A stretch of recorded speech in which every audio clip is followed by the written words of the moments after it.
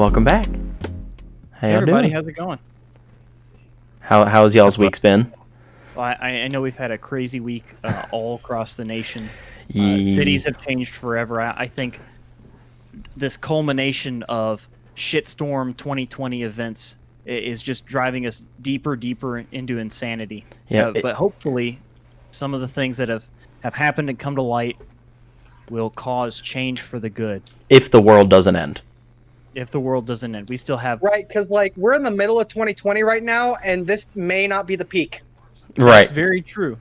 That is very true. It was funny. Last night I was browsing Reddit, and I came across an article. There were 2 earthquakes recorded up in Yellowstone like 2 nights ago.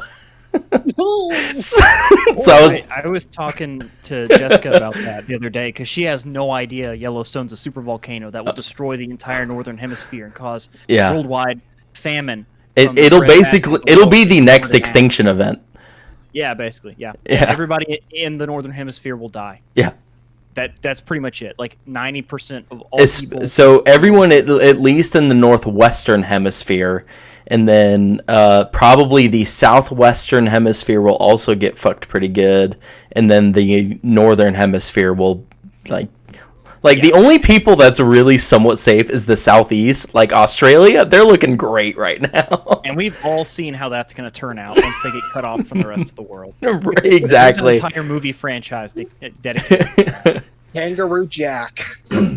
But Jeffrey, you were on the ground today at a protest here. How did it go? Was it crazy? Were people rioting and burning things down?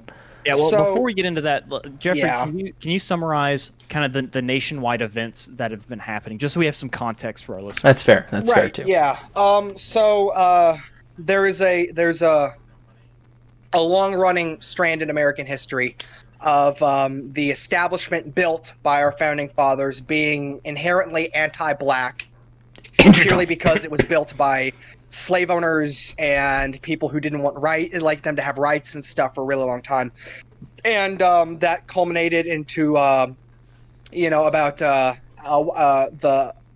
Civil War.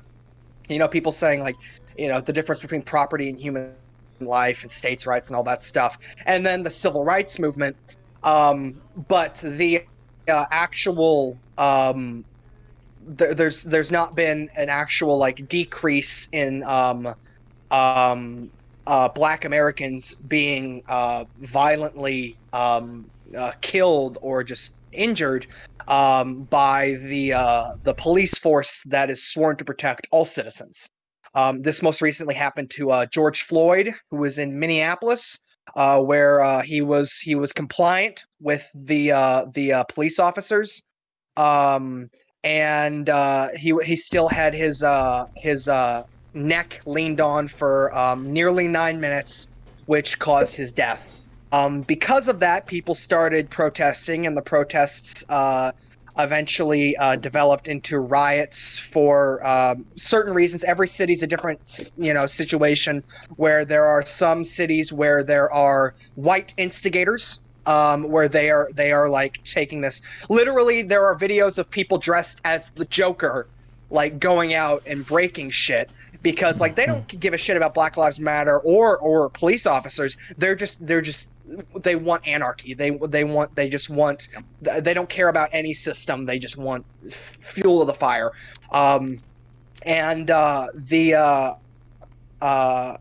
About every major city in the country has had some form of protest within the past week. Murfreesboro, Tennessee, which is where a few of us podcasters are local to, and all of us are everyone that's been on here has grew up in, whether we're here or not still, had the silent vigil, which was very clear about saying it was not associated with Black Lives Matter Tennessee or Nashville or anything. It was a non-black individual who organized this vigil to just be a peaceful kind of tribute.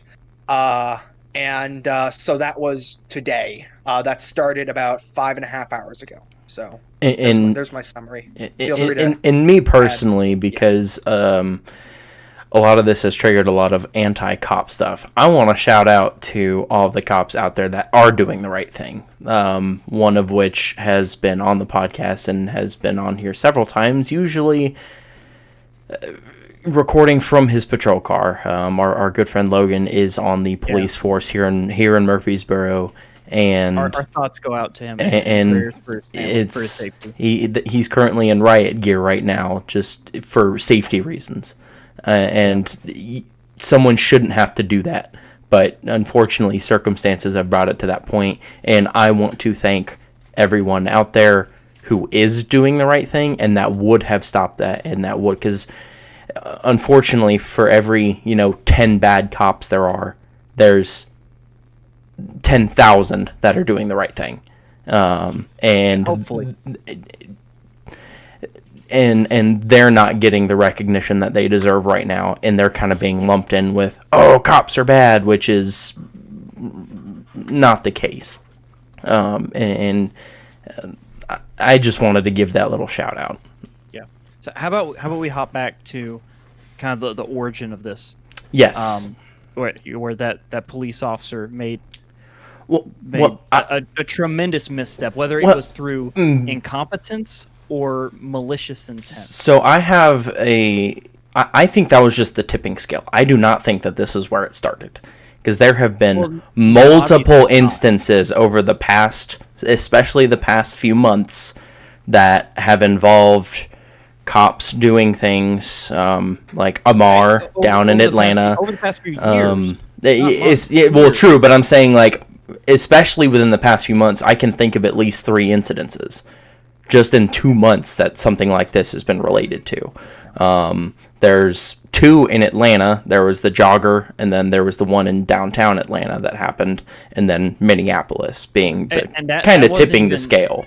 That was a retired cop. That wasn't even an active cop that hunted down that guy, whether he was doing wrong or not. Like, that was a hunt and execute. He was just jogging in a neighborhood, just working out, getting out, like a lot of people are doing right now, because they don't have anywhere to go. They just decided to go for a jog, and there was some initial suspicion about what he was doing out and about, because everybody's kind of heightened due to the quarantine about who's going out into different neighborhoods and stuff. But that doesn't mean you roll up on someone and shoot him in the back. Yes.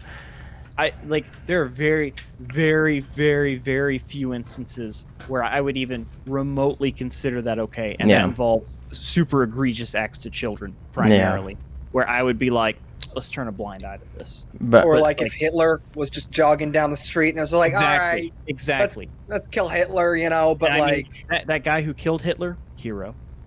but he killed the guy that killed Hitler. That's great. The thing. Great.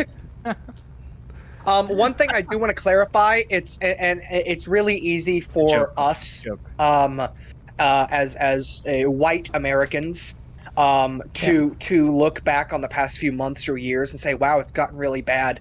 But Crispus Attucks, who was the first man killed during the Boston Massacre by British police, was also a black man.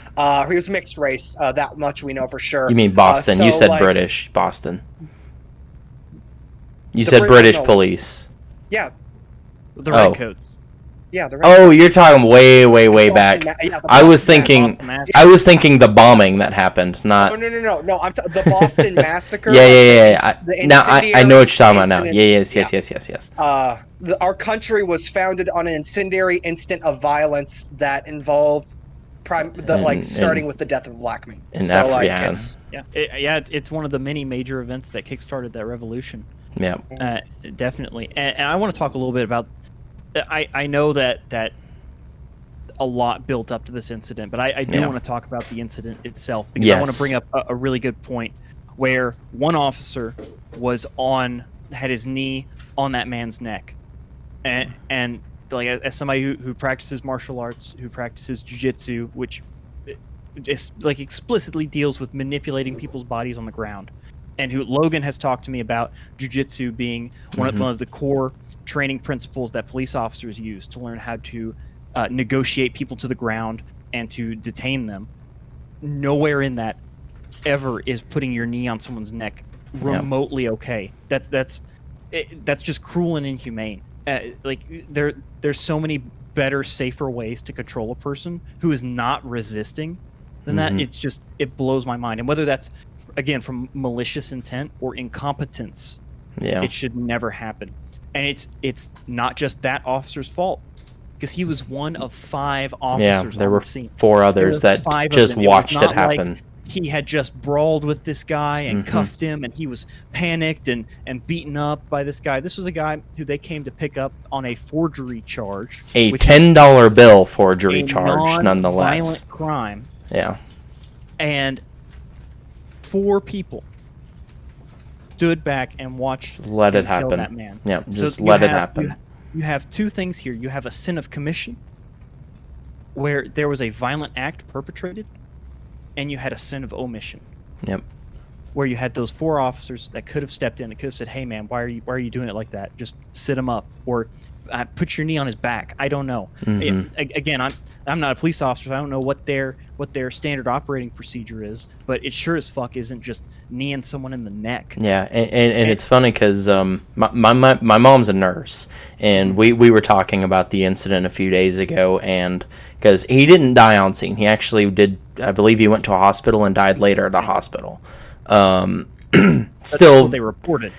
Correct. But what my mom theorized is that if his knee had as much pressure, it's very possible that he probably crushed the trachea, and the dude just wasn't. You can't recover from that. It's a slow death too, so it's not even that. Or they cut off blood supply to his brain long enough, because he was saying, "I can't breathe. I can't breathe." He was trying to. Yeah, but he was saying it, so people are like, "Oh, if you can yell for help, you can breathe." One, it's a lot easier to force air out and make noise than it is to take air in. Right? It's kind of like an anaconda restricting you, like the. It's like when you're drowning, the bubbles come out really easy, but like it's still a very painful, slow procedure. Yeah. It's not like all the water just rushes in like that, and then you die. Yeah, and there's no other really better way to put that. Not to say that drowning is more common than anacondas. I just. Oh yeah. I just meant like a slow squeeze, because for every breath you take out, it squeezes deeper. Like you're not allowed. You can't get as much air in. Is I guess what I was going for there. But yeah, drowning, same deal. It's all death through suffocation, essentially. And what I find crazy is that this whole thing, anyone listening that's paying attention, and it's hard not to because it's literally everywhere, there's riots, not just protests, but there have been riots that have happening, and of course Minneapolis and up in Minnesota, they're getting hit harder than anybody, but it's difficult to watch. And last night, Nashville, Tennessee actually got hit by several of those. Buildings were lit on fire, like courthouse was lit on fire, a few other buildings downtown, a lot of, if anyone's familiar with Nashville, Broadway got fucking destroyed. Like several restaurants on Broadway are going to have a hard time recovering. Like Margaritaville on Broadway got destroyed. The Savannah Candy Kitchen on Broadway has been basically destroyed. Like a ton of damage to a very hot local spot. And Nashville was still recovering from the tornadoes from 2 months ago that got hit really hard, and then there was a bad storm that also swept through that also did a shit ton of damage. So Nashville's already kind of bruised and I shouldn't say broken, but bruised and recovering from 2 other tragedies that have happened on top of the coronavirus shutting everything down. And now people come in and do this, and what I found astounding, and most of these people rioting are actually from out of state. Most of the people that are doing these damages are people coming from other states to do this. So they're agent provocateurs. And so they're basically destroying local businesses that they have no part of, and ruining local economy for the people in that area, and then they just move on to the next city, which is just horrifying, and it's atrocious. And I don't know how people think that way. Or what city were you hearing that out of? I've heard it out of Minneapolis. I've heard it out of Nashville. Most major cities. I've seen that. I've seen that Antifa has mobilized a lot of their groups to go in, and from the middle of crowd, it's the part of their civil disruption handbook, like that they actually have printed and distributed. They get like plainclothes members to go into the middle of crowds and just to lob bricks at the police to incite riots, and to go through and break stores and light buildings on fire, so that the police move in and it turns into a violent confrontation. Yeah, it's that, and then people also see this as an opportunity to loot. So people without any political or any other motivations other than just stealing stuff, chaos, will specifically travel to these cities just to loot buildings. Yep. And For those of I us just wanted to say the mayor of Minneapolis. Yeah, the just our mayor. emergency. Sorry. Okay. Sorry, I just Murfreesboro's under like curfew till 5. They just sent out that emergency Yep. alert just so like it's happening. This is still happening while we are recording this. Yes. Like that's just something to keep in mind. This is very much like a what's the word? A contemporary event. Like we're living through it right now. Yes. So yeah, I sorry, just wanted to Jonathan, I say- interrupted. Yeah, the mayor of Minneapolis retracted that claim earlier. Said there was going off of misinformation. Really? Because Yeah. I've heard that from Yeah, people on the ground, like locals. Yeah, So I've heard it from. I've seen different articles because I know L.A. There's things happening in L.A. right now of cop cars being literally torched and people having to run. There's New York, I know, is getting horrible protests. Weirdly enough, Flint, Michigan was actually super peaceful. I wanted to shout that out. The police chief took his helmet off, put his baton down, and walked into the crowd to join everyone in protest. Yeah, he said, quote, "Let's not make this a protest. Let's make this a parade." Yeah. And he had all the police officers intermingle with the crowd, and he was shaking hands, fist bumping, Yep. saying, "We love you. Yep. We want to support and protect this community. That's the oath we took to protect and serve. Like we love our community. That's why we do this job." And that's why I wanted to shout out like those police officers earlier, because all you're seeing and hearing right now is bad. Like there's videos of I don't know if you guys have seen it, but there's a viral video going around the internet of these people. I believe it's in Minneapolis. I don't exactly know where. But there's these people just on their front porch. There is a curfew, but they're just on their front porch. And this, I mean, obvious, I don't know if it was the guard, I don't know if it's police, but they have paint rounds.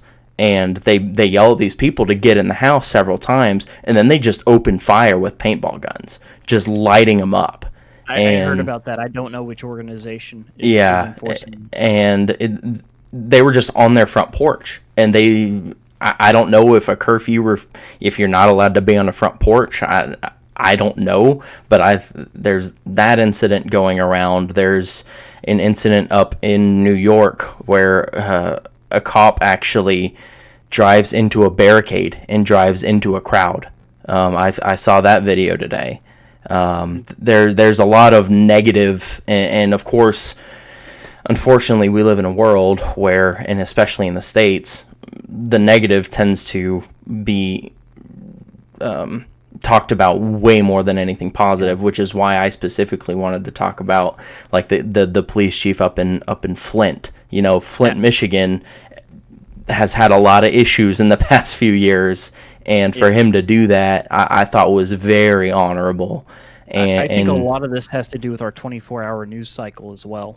Absolutely. Like the rage is what gets people to watch, Mm-hmm. because I don't think any major network has shown people in the mornings in Minneapolis trying to pick up trash and clean up buildings and help people. Like they're not showing any of that. They're just showing the violence and anarchy. It's one city to the next city to the next city to the next city, and it's like, what about the aftermaths? No one's showing what that looks like, and to add this on top of everything else that has happened in 2020, it has been a very, very strange year indeed. This is the first event though that's happened that's personal. Yes, I would agree. It affects everybody because of the actions of other people that are even neighbors. Because we had World War III, right? That was in January. Our World War III scare, which was heads of state arguing heads of state things. Right. We've had Australia on fire. That's kind of over there in the corner. They'll be fine if Yellowstone blows, so I don't feel too bad for them. We've had COVID, which a virus doesn't care what race, age, gender you are, what nationality you are. Yeah. It's indifferent. That's the whole point of it. It's just a killing machine, or it's a propagating machine that uses human vessels. But now we have something where, in Minneapolis, those people live there. Those cops are their neighbors, and they betrayed them. They betrayed their fundamental trust, and now they have people lighting buildings on fire that aren't government buildings. Yeah, and it's spreading across the U.S. where like wildfire too. Yeah. I mean it's. I don't want to say it's an overreaction, because I feel like those riots are somewhat unrelated. I feel like those are just people taking advantage of a situation. Yeah, because people across the United States are starting to do this, and not everywhere is this kind of police brutality. Yeah, and I would say everywhere in America there is the same systemic racism that is involved, like with the police. So I don't know. I think my politics on this are a little bit different than y'all's. So I'll leave it. I want to walk that back, Jonathan. I think you're absolutely right. I want to walk that back. I want to say instead that that isolated incident that sparked this is geographically removed. I apologize. I'll walk that back. I absolutely believe that there is a problem. Absolutely. Because it's not just because we live in the South, and the South has this stigma to it, but it's not just the South. I mean, this is Minneapolis. This is Minnesota. This is way up north. LA is having issues way out west. New York, I mean, but like I agree with you as well, Jonathan. It's people of color treated poorly everywhere. Yes, and it's not right. And I think part of the rage behind it is because, and not necessarily rage, I think because of especially like more recent events, because these things have happened within black communities for decades. This isn't something new to black history. Like for example, the Watchmen HBO series, the pilot is about the Tulsa massacre that almost no one knew about. I didn't know about it. I had no idea it was a thing. Black Wall Street. And it was in the 1920s, and it was literally the first, and it is the first civilian air raid that had happened. They literally got planes that were owned by rich whites and basically massacred and destroyed the progress. And it was an event that I had no idea about. I had no idea it was a thing. And then in my various American history classes, like I've learned more about that one time where there was a syrup explosion that killed several people, and that's been covered a couple of times, where it was just because syrup, when it gets really hot, becomes deadly, and it was a factory that had syrup and it exploded, and so syrup flowed into the streets and killed people, or molasses or something equivalent, and I learned more about that than the Tulsa massacre. And that's just one and given that was about 100 years ago, but it hasn't really changed since then. Black injustice has been a thing for a long time. And I think part of, like, kind of going back to what I was originally saying, the kind of overwhelming reaction that has stemmed from these, especially recent events, is it's brought a lot of that into the light of the average American, which I would say the average person, given there's a lot of racism everywhere, but as we've seen, when you have like these rallies and protests, in the pictures I've seen, the majority of the people there have been white.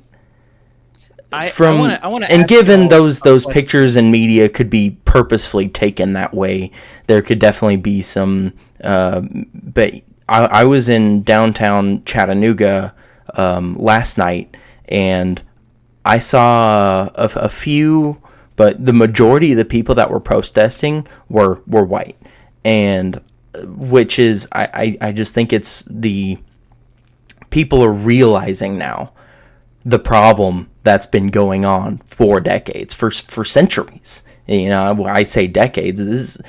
It never went away.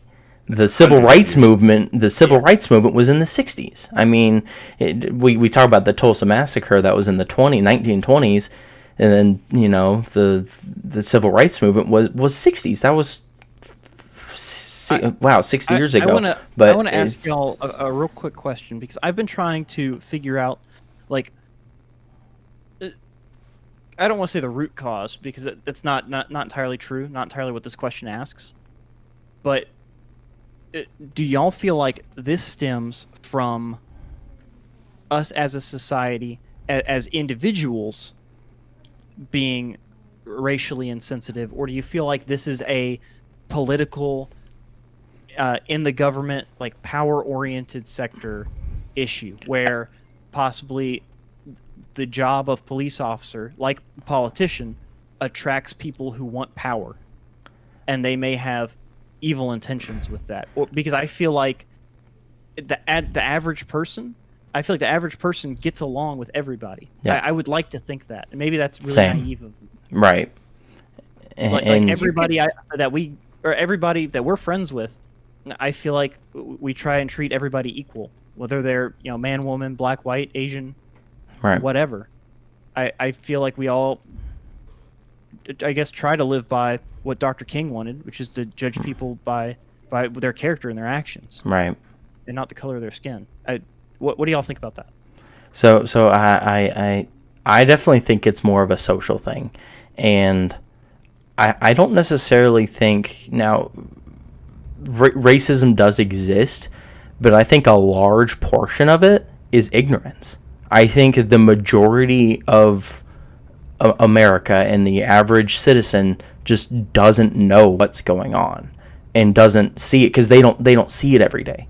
They're not, you know, I would say the average American, you know, doesn't live in, you know, well, that's not necessarily true, but I was going to say high density areas, but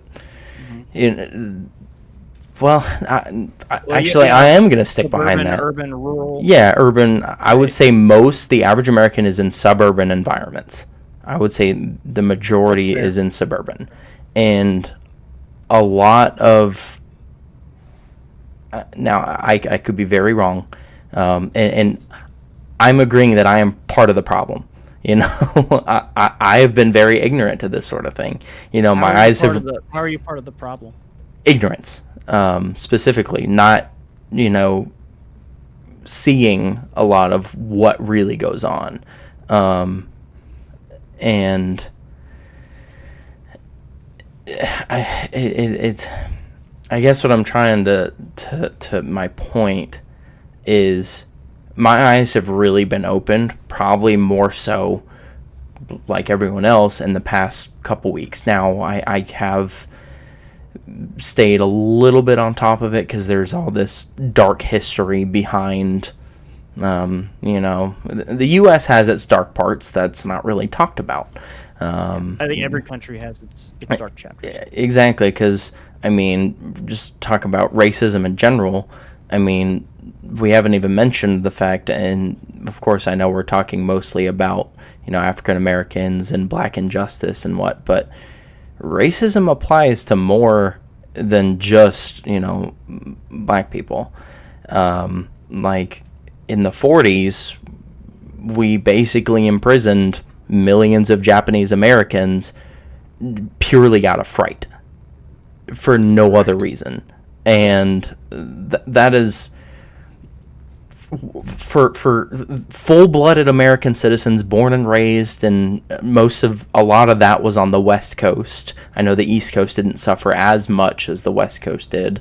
It's probably due to proximity. That portion of the proximity of that portions of the population dispersion across the continent. But like, that was an incident that happened. We literally imprisoned millions of Japanese Americans and put them in internment camps that were basically, now given we didn't gas people in gas chambers, but if you look at them, they're concentration camps. If you look at them side by side, they look almost identical. Like, you would never be able, you wouldn't be able to tell the difference. The only difference, I think, was treatment of people inside. Yes, and that's what I said. We didn't mass murder anybody, but we still imprisoned an entire race of people purely out of fright for one incident that happened. Given now, Pearl Harbor was a very serious incident and a very tragic event in the U.S. history. I think you can look at a more modern day parallel between after 9/11 and the treatment of the Arab population. That's a less, I think, extreme example. Yeah, but it's more contemporary. Yeah, and that's another point. The Arab population and Muslim extremists, whatever. There's kind of been this just subtle fear since 9/11 that our favorite math teacher practices the Muslim faith. Yeah, and he's like the most outstanding math teacher I've ever had, and he's an outstanding stand-up guy. Shout out to Coach Armand. I love you. You prepared me for college more than any other teacher. I was a really bad student in that class. I was a really bad student. But and even once I got to college, because I played soccer for a long time, and soccer is the biggest sport in the world outside of the U.S. And at MTSU, in the pickup games I would do, probably about 80% of the people would be Muslim, Arab, Middle Eastern. We'll kind of lump it because that's essentially what it is. And they were like the nicest dudes. And I've never had an issue, and I've never been one. I keep an open mind. I like to think I'm not racist. I like to think I'm not racist. Now I hope people don't see me as that way, but but the Arab, the Middle Eastern, they've had their prejudices. Japanese Americans, of course, African American being the most prominent because it's been a very key part of U.S. history, period. Since it, I didn't know that the Boston Massacre story. I didn't realize that was an African American. I had no idea that was. So I guess since our inauguration, it's been this really serious issue. And Jeffrey, do you want to take a crack at answering? Or Jonathan, I think Matt's been hogging the mic. I have been. Sorry. there's definitely obviously racist against for example a few of the people that I marched with today were of Asian descent, and their signs said the yellow peril for Black Lives Matter. And the yellow peril is the general term of vilification that was used, especially during World War II, against the Japanese and then eventually the Vietnamese and then the Koreans and all that. If you were Asian, you were part of the yellow peril, that kind of thing. Right. I don't think we we are all people of privilege because of our skin color. Absolutely. in America right now. And so I as much as I understand the sentiment saying like, oh yeah, Arab Americans and Japanese Americans and Native Americans, Right, there was a yeah. U.S. president who committed a mass genocide, Yeah. and he was a Tennessean. And then the next Tennessee U.S. president fucked up the ending of the Civil War so much that a lot of the very, very racist institutions of the Confederacy are still in place. And I don't know what James K. Polk did, but I don't think anyone does. He gave us Ned's Declassified School Survival Guide. Oh, that's true. That's true. But I think the primary focus we need to look at right now is like the Black Lives Matter movement and why people are saying like, oh well, all lives matter and oh Black Lives Matter, because like yes, like I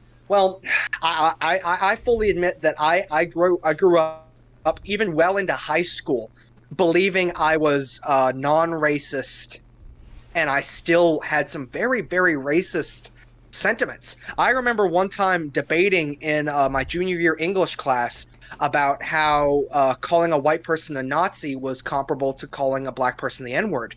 And like looking back on that, like how horrifically it's one of the many things that makes me want to go back and kick the shit out of high school Jeffrey.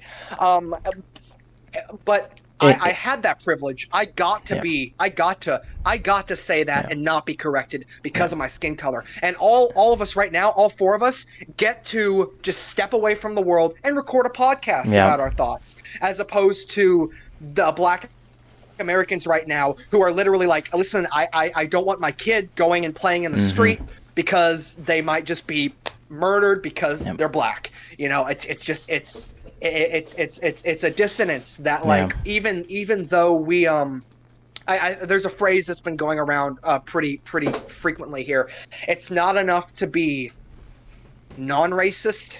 We have to be anti-racist. We have to be actively anti-racist. We have to call out these injustices. We have to admit our own prejudices, and we have to work on correcting and educating ourselves, because there's not going to be any there's not going to be any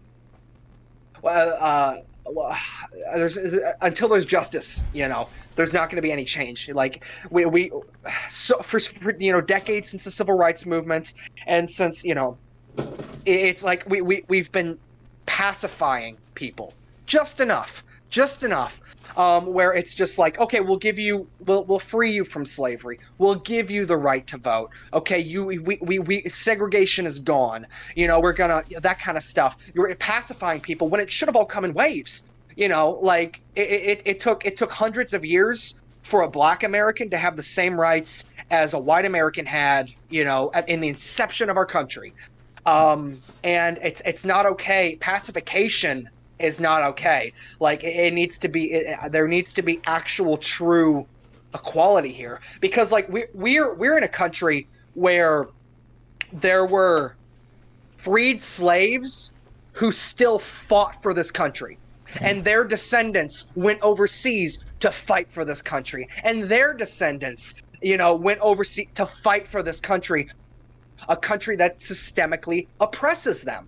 Like I just, the black American understands more of what the ideal of America is than I think any modern white American, because like we've had hundreds of years of privilege. Yep. We can look back and say, man, we had like 43 presidents and then a black president. And I like to think that I've gone 4 years without saying his name. I'm just, it's not about him. It's not about him. Right. The point is that there are too many constantly belittled things that like and you mentioned Antifa, and it was just like being labeled as a terrorist organization, which is like, okay, fine, you know what, I don't know enough about Antifa one way or the other to say where it is. I don't the either. Klan and the neo-Nazis are not registered as terrorist organizations. And they are going, like a few years ago in Murfreesboro, there was a the KKK rally. The KKK rally, the White Lives Matter rally. Nobody schools were shut shut down. Yeah. I Like, I don't no remember one like that ever actually happening. So basically, they got so many threats that they backed dudes off. Showed up. No, Yeah. no, they got so many threats that they backed off. They were like, Okay, that's good. "Screw that." I don't have that in like my collective memory because I feel like I Yeah. would have remembered that if it was like a big DNC level clan march. Yeah. But there was enough build up to it that several like statewide things planned to happen in Middle Tennessee, Oh, yeah. like a Contest of Champions and Thespian Convention, were canceled. Mm-hmm. Like Contest But of Champions, this was especially after Charlottesville, right? yes, This was like after that. Okay, all right. I'm just trying to remember the time frame. yes, and but like the thing is, you think about like how those protests were handled, and how many of those protests got to be nonviolent, or you want to go back a little further, the people protesting the COVID lockdown. There's countless pictures of people with their guns in mismatched riot gear, waving Confederate flags in state capitals, saying like it's our right to be here, and like almost I don't know of any of those protests that turned violent. Right. But like there were vigils and protests that developed into riots because of people like especially police actions just saying like, well, we're going to decide, okay, now we're like what a big problem happened in LA last night. I was watching a live stream for a couple of hours. And I think it was a CNN live stream, and there was the mayor was being interviewed, and he said it's not a hard thing to make your voice heard in America.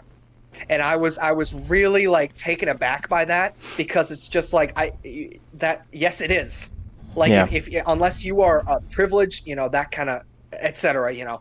But that leads back to what your initial question was, Alex. I believe this is beyond just a systemic political thing. Yeah, because it's a social everyone thing. who has held office in America that has not actively fought against civil rights has actively aided the oppression of those who demand those rights, simply because if you don't address it, because a lot of us have the privilege of ignoring it, and I realized this a few days ago. My heritage doesn't have concentration camps or genocides or civil rights rallies and stuff. My heritage is complacency. I can look back on my history in this country, not only in my life, but the life of my ancestors, and see, with the exception of a part of my family that is Cherokee, and see the privilege there. And I've been privileged enough to not be accused of being a racist my whole life, while actively not being anti-racist. And now it's just not enough. Yeah. It's not enough. Like, just because I can't be complacent anymore, nor should anyone who understands that it's not a political issue. Anti-racism isn't about politics. It's about humanity. It's about like what we value each other equally as human beings. And you can get caught into the semantics of not all this, not all that. He threw that brick, they threw that tear gas and stuff. But when it comes down to it, it's just like that's you're just picking at the problem instead of like addressing the whole thing. So like I have absolutely aided and abetted in systemic oppression by not addressing it as a wrong. I'm no longer going to allow myself to be accountable for that. Like, I've got to be more responsible. That is, you basically took and said what I wasn't able to about the ignorance. That is exactly what I was referring to. It's not so much that it's actively not doing it, but just I saw a thing that I liked how it was worded. It basically said white privilege, isn't being better than everyone. It's going about your normal day, not having to worry about anything, and or something along those lines. And I was like that because I've never had to worry about police. I've never had to worry about, I kind of like you said, my family and heritage is largely English, almost exclusively English. and we've never had issues, never, had to worry about anything along those lines that, these people do have to worry about on a day-to-day basis. And I was like, that's, it's, and like what you said is exactly what I was trying to mean when I said the average person is ignorant, and it's, what you said. All right, Jonathan.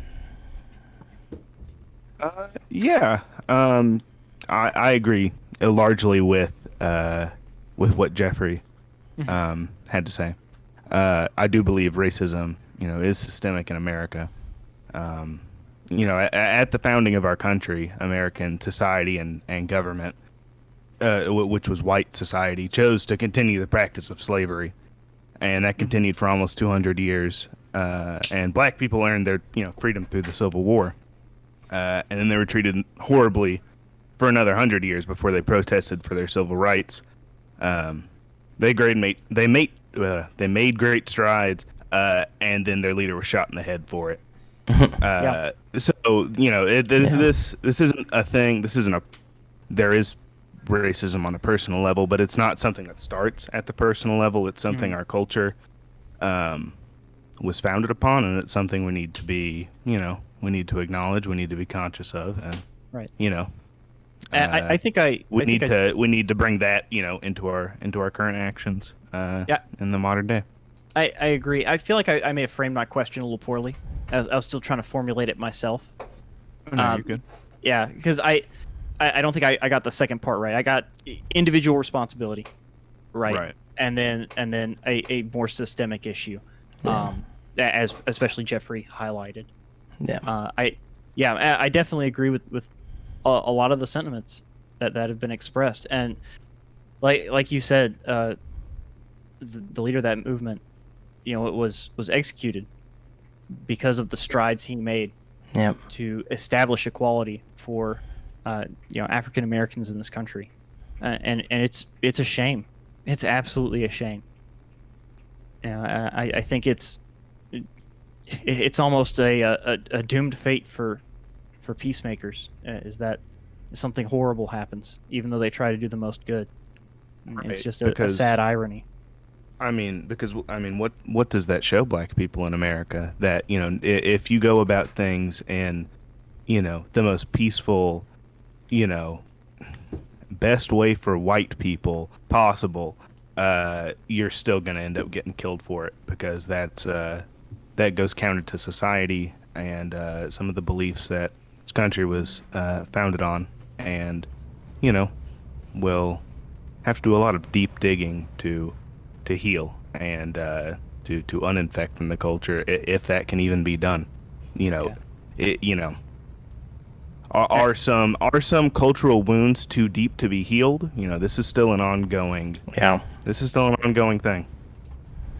And America is still a baby country too. Oh, in the grand scheme of worldwide countries, America's just we're just getting out of the crib. Barely over 200 years old. Yeah, and Jeffrey, I really like how you expressed not just being not racist, but anti-racist, and coming from a military background, that's what I really like about the structure of the military. Not to say that racism has never or is completely eliminated from the military, but for the most part, it's a meritocracy. You do good work, you show loyalty, respect, you get rewarded, and you advance, and I see that, and I am very proud, and I am privileged to be a part of an organization that exemplifies skill and ability over race, gender, and creed, and that's my privilege, is I get to belong to such an awesome organization. And we get to do a lot of really cool stuff for the community. And I think and I think that's where a lot of people have issues with the police. Yeah. Because the American police system it claims to be shades away from that, but is far from that. But they still are outfitted with nearly military level equipment. With not nearly and the just amount of training. Yeah. Right, and it's like because like there was like a big four-wheeled thing in Murfreesboro today. Murfreesboro, Yeah. and it had like full armor that like you would need like a rocket launcher to actually like Why does Murfreesboro need that? Yeah, so this is You where I know? think the issue is. I think it's with systemic racism and an authoritarian power within the state and within these structures. That's where I see the issue, because I see on a personal level, an individual level, where things start. Most people are pretty chill. Yeah. Like Jeffrey, I know that you cited that, arguing about semantics essentially in English class. But Right. like, have you ever curb stomped somebody because of the color of their skin? Yeah, have you ever kept them from using the same bathroom as you? Like, Right. have you ever told them they can't vote or can't own property or they have to be property of somebody else? Like, I think all of us recognize the essential goodness of humanity. At least I would think that everybody does. And I think it's these organizations that really need to be dismantled and or retrained and overridden. Because you're right. Like, why does Murfreesboro need something that would take a rocket launcher to fight? Why do so many people protest in increasing the power of the government if the government is what's doing these things? Yeah. If those organizations are what's promoting and continuing these racist ideologies, right? Why would you want them to be the only ones with the power or weapons? They say, why would you need a gun? The police is only a call away. What happens when the police come up and kill you? Exactly. Right. This is why I support individual liberties and why I value the words of the Constitution, right? Because they say when a government has become corrupt and tyrannical, the Constitution provides guidelines for replacing it. Yeah. And civilian arrest is a legitimate thing. Like, you but can what would do. have happened if somebody stepped in Minnesota? What would have happened if they said you can't do this? They would have been arrested. Or if they had used violence, they would have been put down like a dog. Yeah. That's where I see the issue. Yeah. I've seen a lot of people recently talk about like, and I've mentioned it as well, like the inception of the country and the documents we used to form the beginning of the country, that kind of stuff, like the Declaration of Independence, the Constitution, that kind of stuff. And while those were largely written by, well, it's safe to say every American at that time was a racist, even if they were anti-slavery. Just because of the nature of that's fair. Yeah. By modern standards. Yeah. By modern standards. Yes, absolutely. Yes, that's fair. And so, like, you even had abolitionists and manumitionists like Alexander Hamilton and Benjamin Franklin and John Adams, who were still pushing for this idea that, like, we less so. Yes, we're gonna free the slaves, but they're not equals. Like, give them Missouri. Yeah. Like, they get Missouri, that kind of thing. Yeah. So they thought. But even Thomas Jefferson, noted slave owner, he believed that the Constitution needed to be re-examined every generation because, like, it just stuff, like the stuff that's relevant in 1770 is not going to be relevant 250 years later. I feel like that's what the amendments are for. Right, but like, when was the last time an amendment was? But prohibition? And like, we've had amendment. What was that? Was prohibition the last amendment or presidential term limits? It would have been presidential term limits. Okay. All right. Because prohibition was over before FDR. But like, that's the point. Like, we had a whole amendment banning alcohol. What was that, Jonathan? I said it might have been monkeying with the drinking age. That's true. I did forget it. I think that might have been the last one. That was in the 70s. When my dad was growing up, it was 18. Yeah, same for. But again, we've been changing amendments talking about like the drinking age or presidential term limits, but like not addressing, hey, what's the difference between a state and a police state?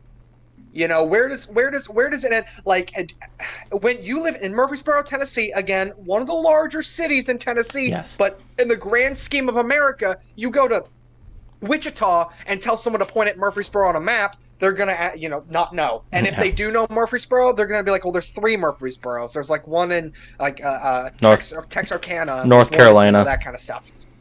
Yeah, in North Carolina, and it's really frustrating because it's just like I've been in Murfreesboro nearly my whole life, over 2 decades at this point, and I've been in Murfreesboro for the entirety of the George W. Bush and Barack Obama presidency, and all the way up with 45's presidency, and the biggest like issue of safety that off the top of my head that I can think of was the fucking fireworks store catching fire, and like everyone being able to see it, And that like, was you have your occasional escaped prisoner, and all of us went to high school less than a mile away from that prison. It's fine because but that kind of stuff, and then you look back.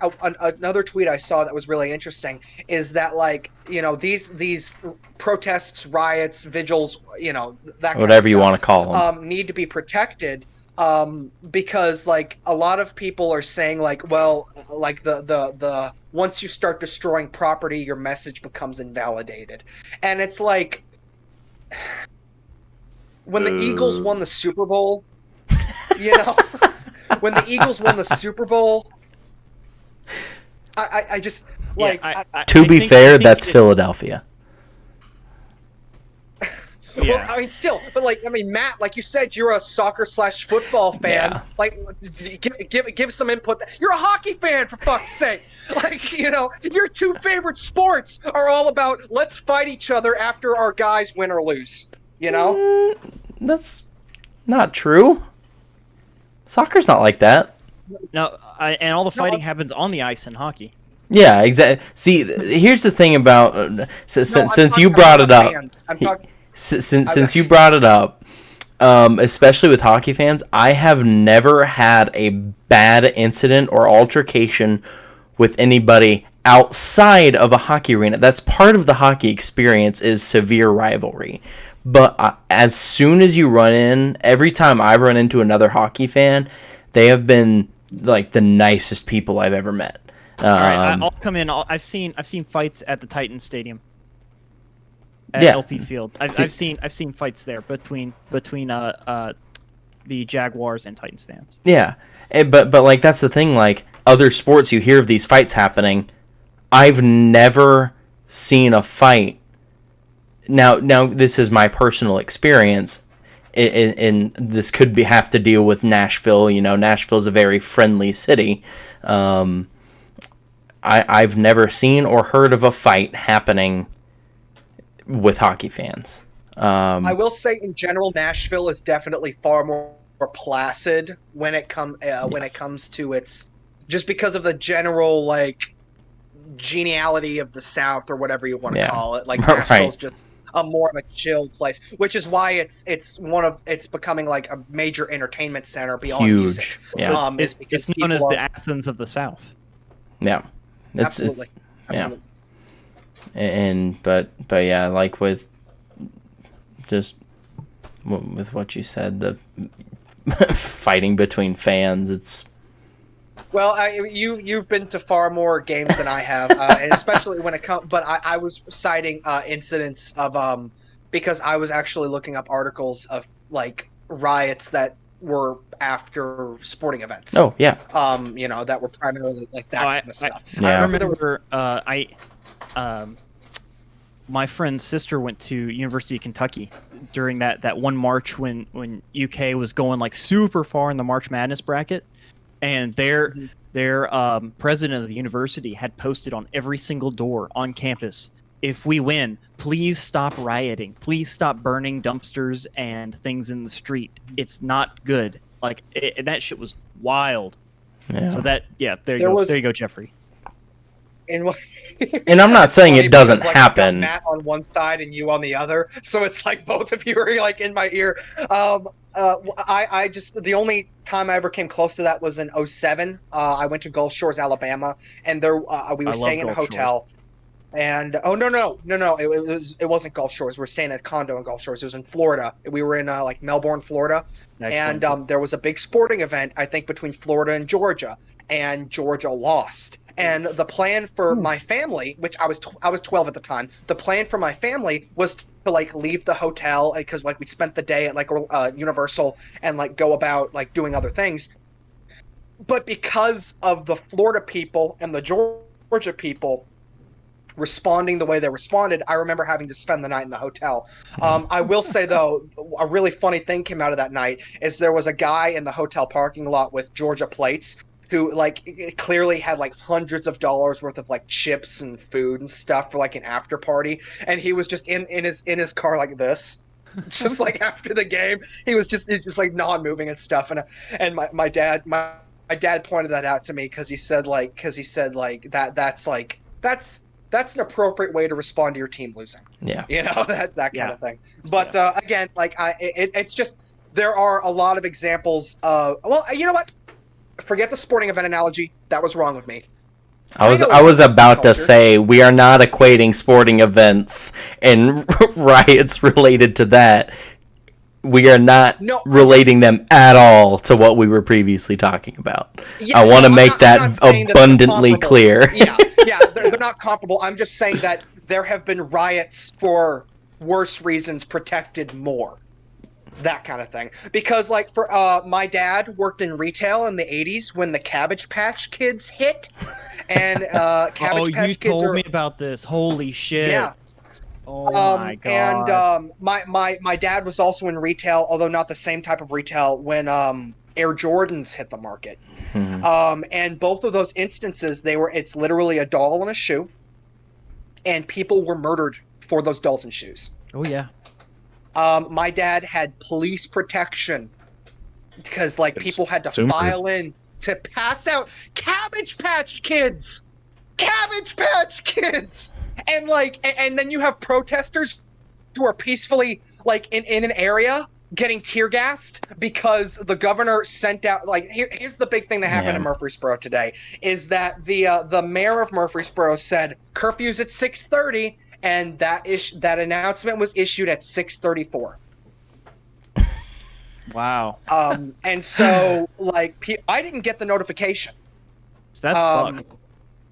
And so immediately like tear gassing happened, and people responded as you do when you get tear gassed. You freak the fuck out, and then a bunch of people went down to Forest Hall at MTSU because they were just like, okay, well, let's see, and they were contained there. And I had people who were there because the theater building on MTSU's campus is right across from Forest Hall. So like I had friends who were there who were also just like, hey, we don't want the BDA to get destroyed, but you know the Klan leader building, the building named after the Klan leader let's you know, there's a proximity issue. And again, I'm not advocating for the destruction of the JROTC thing. It's been a big problem in MTSU's history. Again, not what we're talking about. But I saw live Snapchat videos and stuff from that incident, and they dispersed peacefully. And then several news outlets started saying that there were reserves there because people were throwing bricks. And that's just not true. There were no bricks thrown. People weren't even yelling because, like, literally, like, in these videos, everyone was holding up their phones and live streaming.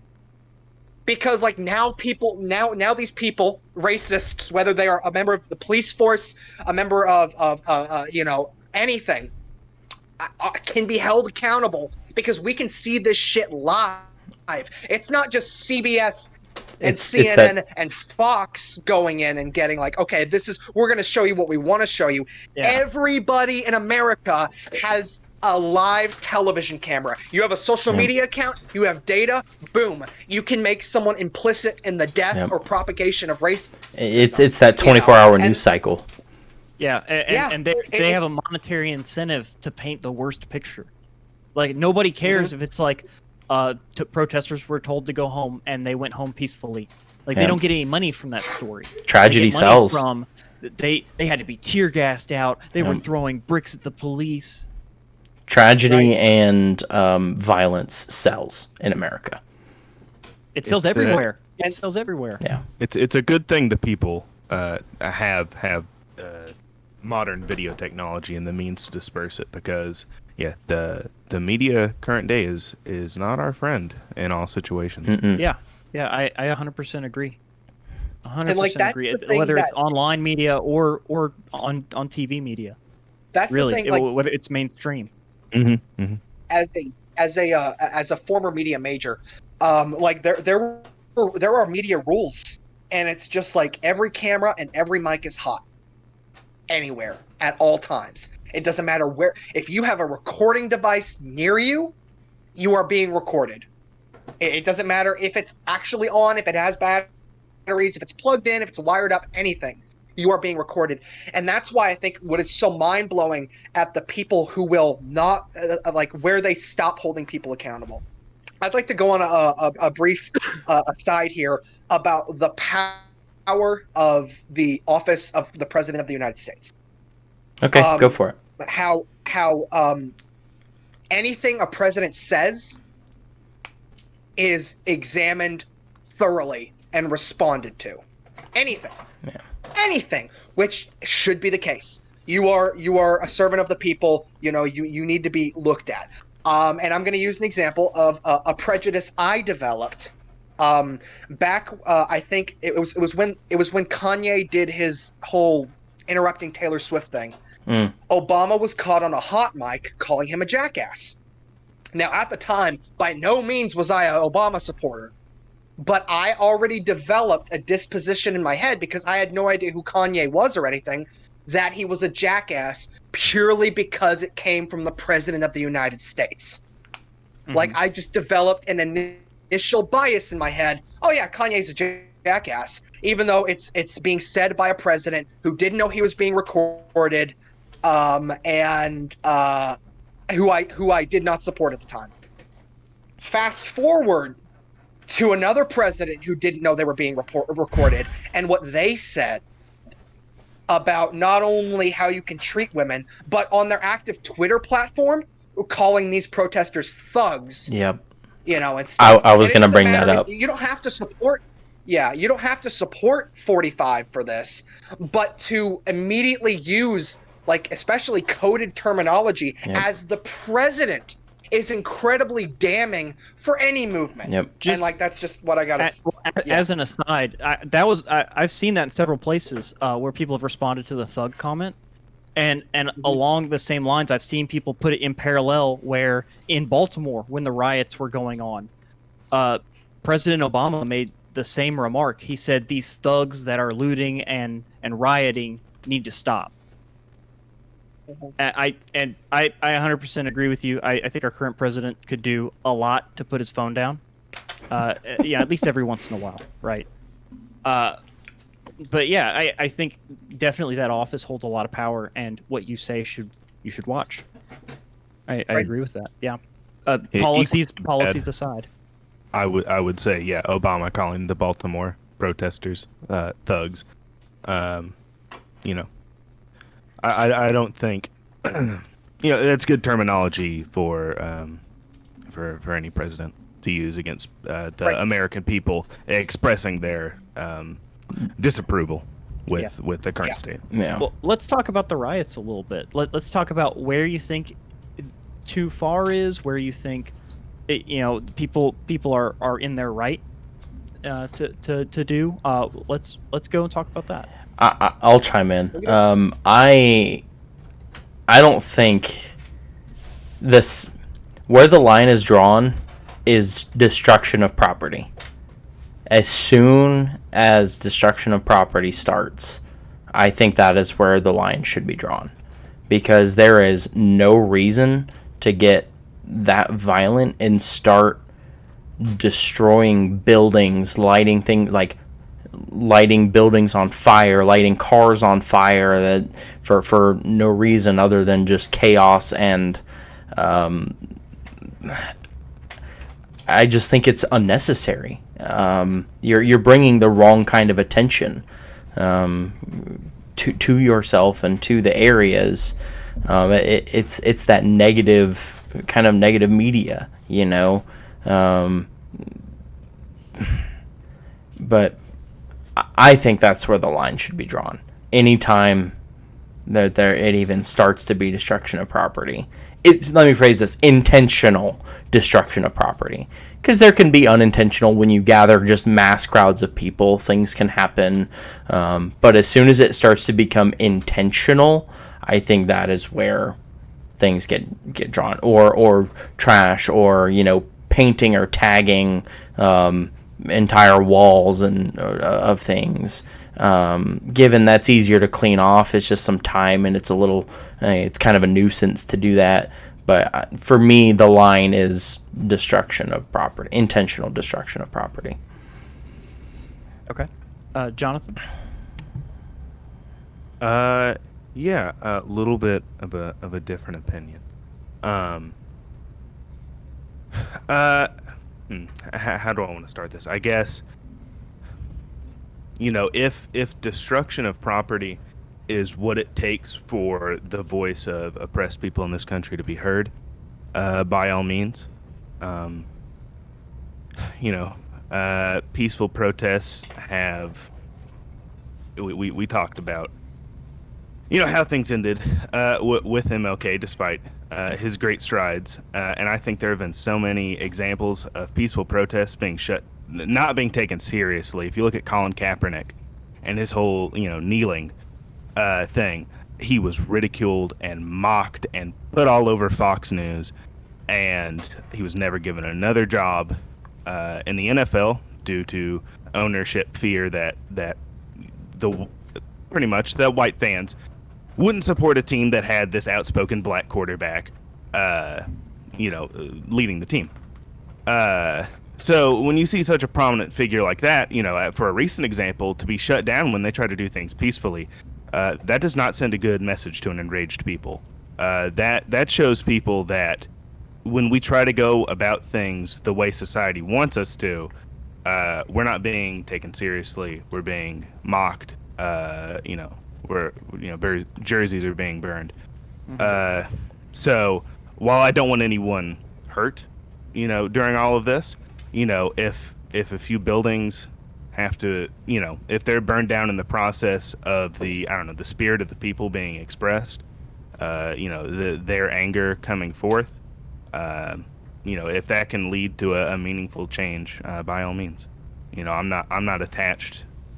I am not morally, ethically, philosophically attached to a target, but I am to the well-being of oppressed people in the country.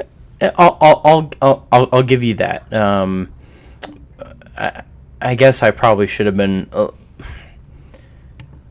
I mean, you don't have to worry about rephrasing it. The things you say. I mean, this is a forum for all of our opinions. Right. Yeah, because we're here to explore ideas. I'll this is a messy process. We have talking about it, like I'll agree with that. You bring up some very valid points. I guess the ultimate line would be local business, because then you're fucking with local economy, and that's where my line gets drawn, I guess. Because you do bring up some very valid points, because peaceful protests in the past have failed a number of times. So you bring up some valid points. I'll concede to that.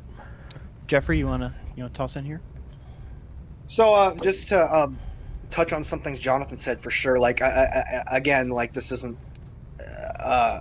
like a condemnation of people. Like, for example, like you know, people immediately want to get upset about Target, and like I've seen people use that as an example, and the CEO of Target was like, don't worry about it, like there's a bigger issue here. And you know, about peaceful protests, one that I was definitely involved in is when the current vice president was going to be officially the vice president, but before he was inaugurated, he went to go see Hamilton in New York.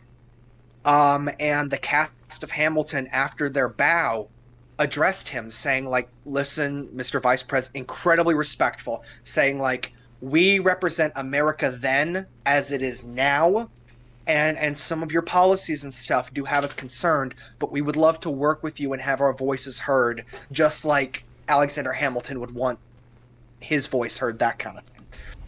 And they were, much like Colin Kaepernick, immediately condemned. Luckily Hamilton and Broadway in New York is enough of a bringing in business where Hamilton itself wasn't like those actors didn't lose their jobs. But the president again got on Twitter and like condemned Hamilton, saying it was overrated. And I knew people that like we went to high school with who like now refuse to listen to Hamilton because they said, well, they shouldn't have made it political. And like that's a whole other fucking thing right there. If you're going to the theater or watching art, media art, not wanting politics, you're missing the point. I had a conspiracy theory during the election that Pence was Trump's anti-assassination insurance policy. Because he was the worst alternative. He's worse, yeah. But the problem is there is as long as Black Americans have been allowed to own property, it has been burned. Black places of business have been burned. Black places of worship have been burned. Black homes and neighborhoods have been burned because they are black. Mm-hmm. And like Whole Foods can take the hit.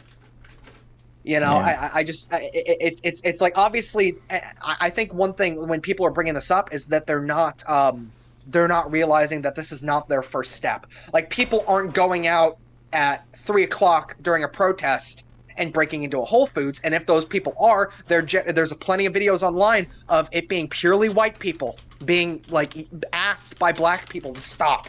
Yeah, because like they're saying like they're going to blame us. Yeah, they're coming going in from outside the community. Yeah, right. Jake Paul is now having to issue an apology because he was part of the looting in LA, and it's like, what's Jake Paul doing looting anything? He has millions of dollars.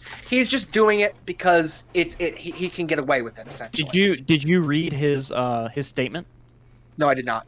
So he put out a statement saying that he was a part of one of the peaceful protests in LA, and he's actually, I think, in Arizona.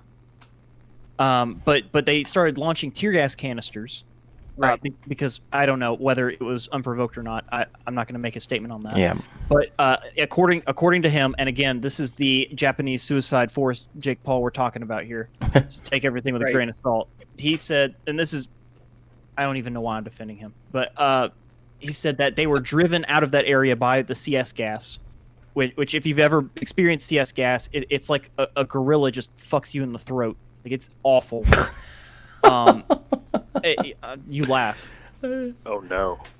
And they were driven into the mall, and it was happening around them, and they continued filming in order to document it for posterity, I guess. That was the statement that was released. I just happened to see it right. today. My issue with that is that, like, the videos of him taking part in it, it's not like he was impartial and just filming it. He was tagging things. He was breaking things. He was, and was he again, really? he was okay. a part of, I never saw any videos. Okay, all right, fuck that dude. I take back everything I said.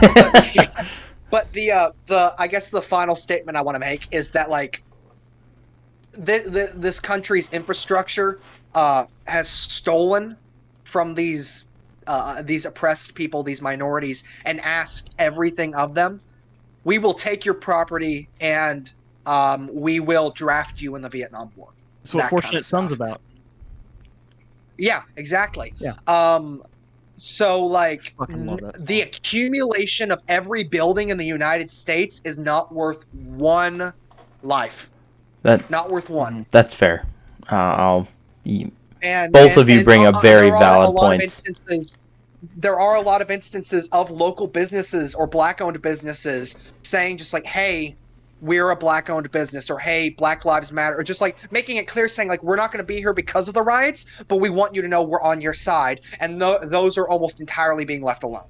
But it's the Starbuckses and the Whole Foods and the AutoZones and stuff that are the thing that I'm surprised no Chick-fil-A's have been destroyed yet. Say again. Right. I said I'm surprised no Chick-fil-A's have been destroyed yet. You want to know corrupt? Careful there, Matt. I stand by my it that blows my statement. mind at how so many people, especially like politicians and like universities, are still not taking a stance on this. I know what the official Willy Wonka and the Chocolate Factory's page's stance on this is. I know what Scooby-Doo's stance is on this. I know what several YouTubers, I know where the Game Grumps stand on this. Yeah. I know where Randy Orton stands on this. I know where Kane's, I know where they all stand on this. The president of Middle Tennessee State University, Sigmund McPhee, only the second black president in the university's history, nothing. And so many politicians are saying like, yes, we need these protect the oppressed, but it's just like it doesn't matter if even fucking Bernie, who's considered left, he still would. It took a hell of a lot to get him to say Black Lives Matter. Because like the Republicans and the Democrats are like this. They're not separate. They're conjoined. It's a conjunction. It's a bipartisan system, and that bipartisan system has benefited from systemic oppression.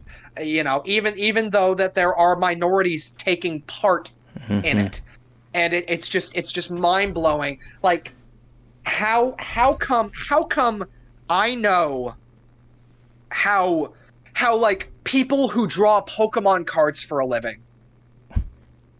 believe that a black American life is just as valid as any other life, but prospective candidates for president are still like skating around the issue. Yeah. Not to mention Joe Biden's part of the systemic system. System. You understand what I mean? Yeah. You know. I feel like for a while now we've been voting for lesser of two evils.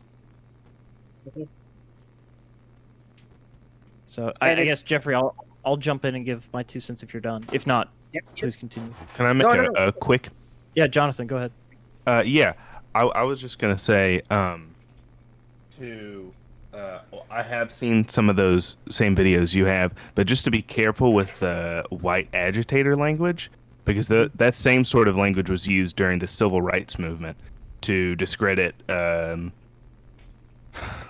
Use a tactic by the government to discredit white protesters, or sort of to separate white protesters, saying radical Northerners are coming into your communities in order to do things for you.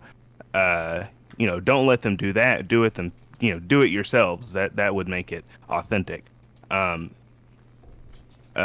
likelihood that a similar sort of thing is going on right now. So while I have seen some of those videos of white people like busting up shop windows that black people are telling them not to bust up, and I certainly condemn that. Just be careful some of the language that you hear thrown around, because like thugs, those are coded words. Yeah. Just food for thought.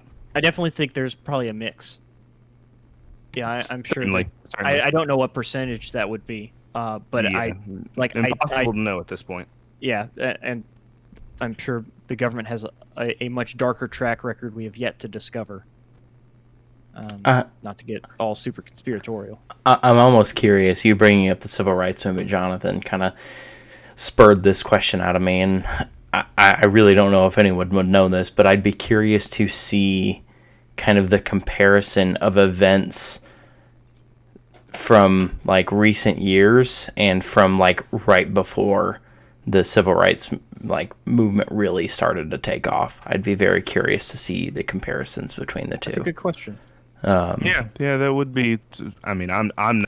Yeah, see, it was just something I literally just thought of. Not my focus in history, right? So I don't have a great grasp on that field. So that would need to be done by someone more educated. But that would be an interesting comparison for sure. It was a question that literally just popped up in my head, and I was like, I don't think any of us can answer this, but it was just this. I wonder what the comparisons would be and how similar they would be. It's something to go home and look into. Yeah, because I know that's happened in the past, where like two events that have happened far apart from each other, but kind of have a similar kind of basis. Yeah, and then history doesn't repeat; it rhymes. And then you look, and it's like that's very similar to what's going on. I remember a lot of parallels being drawn between Irish and Italian immigration at the beginning of the last century, and immigration from South American countries in this century.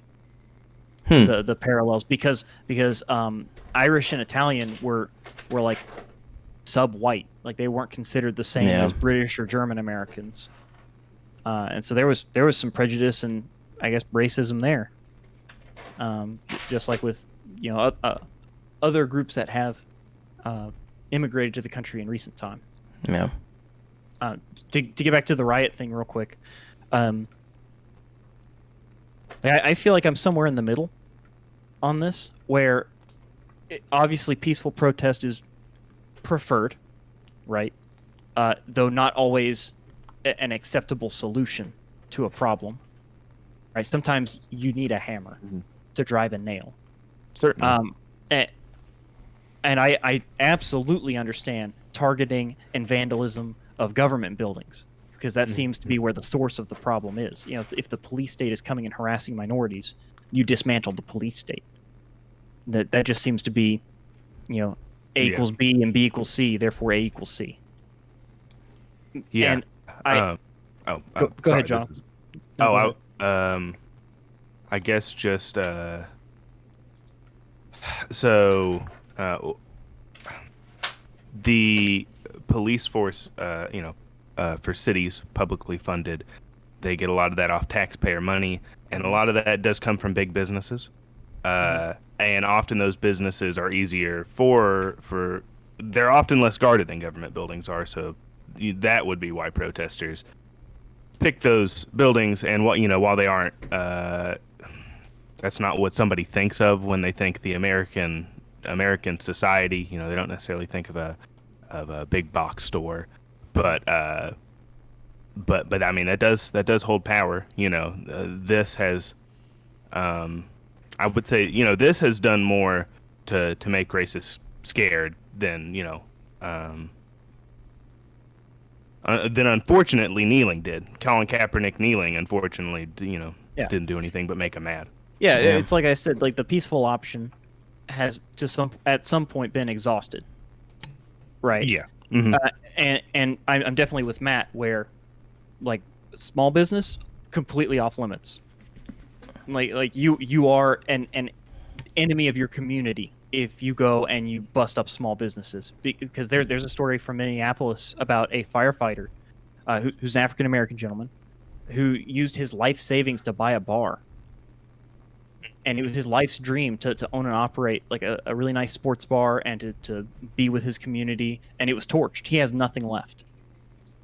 And I've seen a lot of people who go to bust up buildings and who end up talking to the owners. And they're like, well, don't you have insurance? Why do you care? Don't you have insurance? But this was like his life's work that was put into this. Yeah. And another thing, I know, like the CEO of Target has come out and said, we can just build another store. But those big box stores employ people. Like, what happens to those people that depend on a paycheck from those places? We're already really hurting from COVID-19, from people being unemployed and out of work. And I'm just worried about the people who rely on that income to pay rent, to buy food. And what happens when that's gone? Like, how many people work at a Target? How many people in that community rely on that income? That's what I would be worried about. Yeah, do I care about the building itself? Do I care about the large corporation? No. I care about the people that are affected by it. Yeah. Like one of the large buildings that was burnt, and it's become an iconic image from the Minnesota riots, is like a 180-unit building of low-income government-subsidized housing. Who are you hurting when you do that? I have a note about that building. I have that image saved on my phone. Yeah, no. So that building, to my knowledge, or at least from the source I had read it from, was actually mostly luxury housing, but it did have some sections saved for low-income housing in order to get a tax benefit. Okay. And that's what a lot of people were mad about, because it mostly was not low-income housing. It was using government loopholes to skirt by and only providing a small section of its building for low income. Well, I didn't know that. An issue of gentrification within the community. I have a suspicion on, but that part I don't. That part I don't know about for sure. Yeah, but I just wonder though, like what benefit does the community get from burning down a building that's specifically there to house people, like whether it's luxury or not. I mean, Logan, I think we've all been to his apartment, or at least seen his apartment. He's a police officer in town. It's one of the nicer apartments. But is it okay for people to go and take their anger out on that building that somebody found the money to built it, employs people to help run it, and provides a service to the community to do that? And I'm sure there's all kinds of greed and stuff layered in all areas of the city. Yeah. But I don't see I don't see how it helps the community, because the goal is to make the community stronger and better, right? And to solve the problem. And I mean, we've talked about some taxes being drawn from these businesses, but like the Target CEO said, he's going to rebuild it. It doesn't really matter. Like they'll continue that tax revenue incoming into the police system. And I think, Alex, everyone has said better what I meant or what I was trying to get across tonight. But I think you have the disadvantage of going first. So right.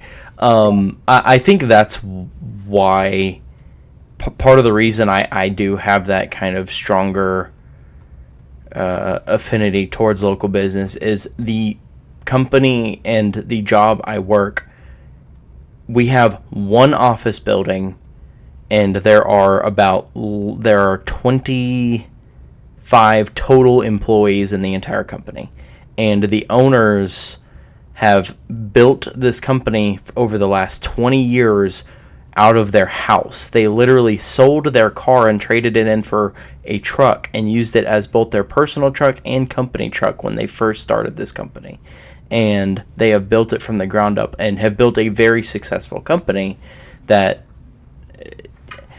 as someone who works for a local employer, there are tons of them out there. There are a lot of people that rely on, that one building, that one source, that is what your world revolves around.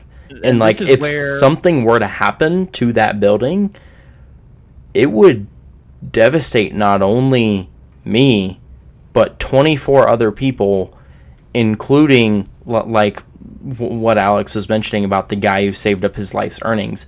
The owners of my company literally moved from, I believe it was Georgia, lived in a trailer and started this company like out of a trailer, and have built this pretty massive local company. I mean, we spread over multiple counties, even though we only have one central location.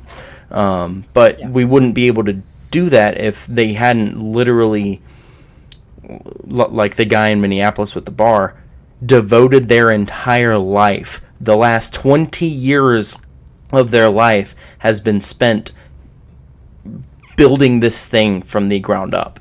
And I know that there are probably a bunch of those same like local businesses, local employers, local employees that are the exact same way. And I guess that's why it kind of just hits home for me, because I do work for a small local company, and that they are the reason I can afford to do this, have an apartment, support my fiance, myself, my 2 cats, still have time to do all this stuff. It is because 2 people have spent their entire life working towards this one thing.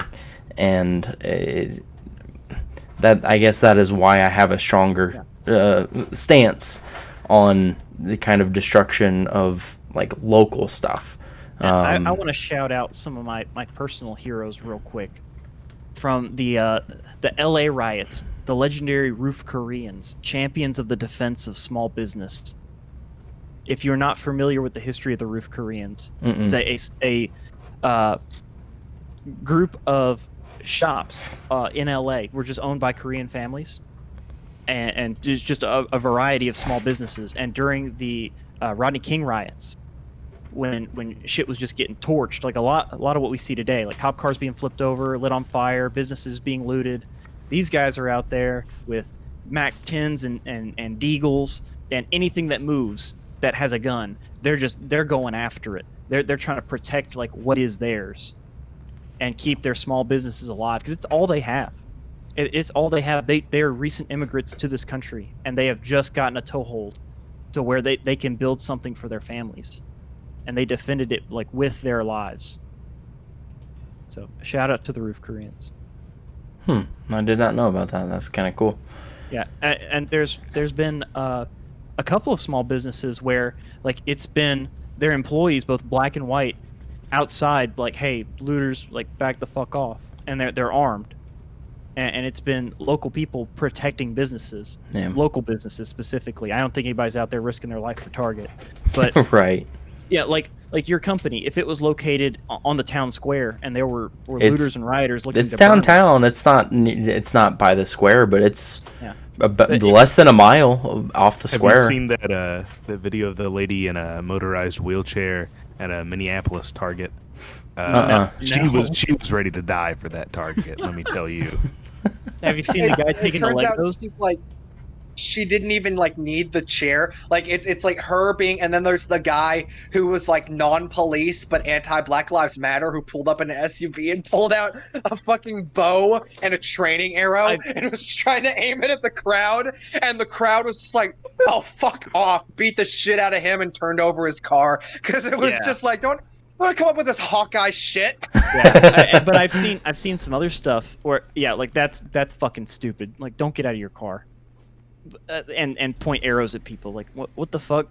Yeah, it's like, what are you asking for there? It's like those situations where it's just like, hey, all those people for years who've been talking about, when I was 13, my grandma gave me a Bible. When I turned 18, I returned it to her in 2 pieces. And it's like, where are you? Do you believe Black Lives Matter? Say something, you know?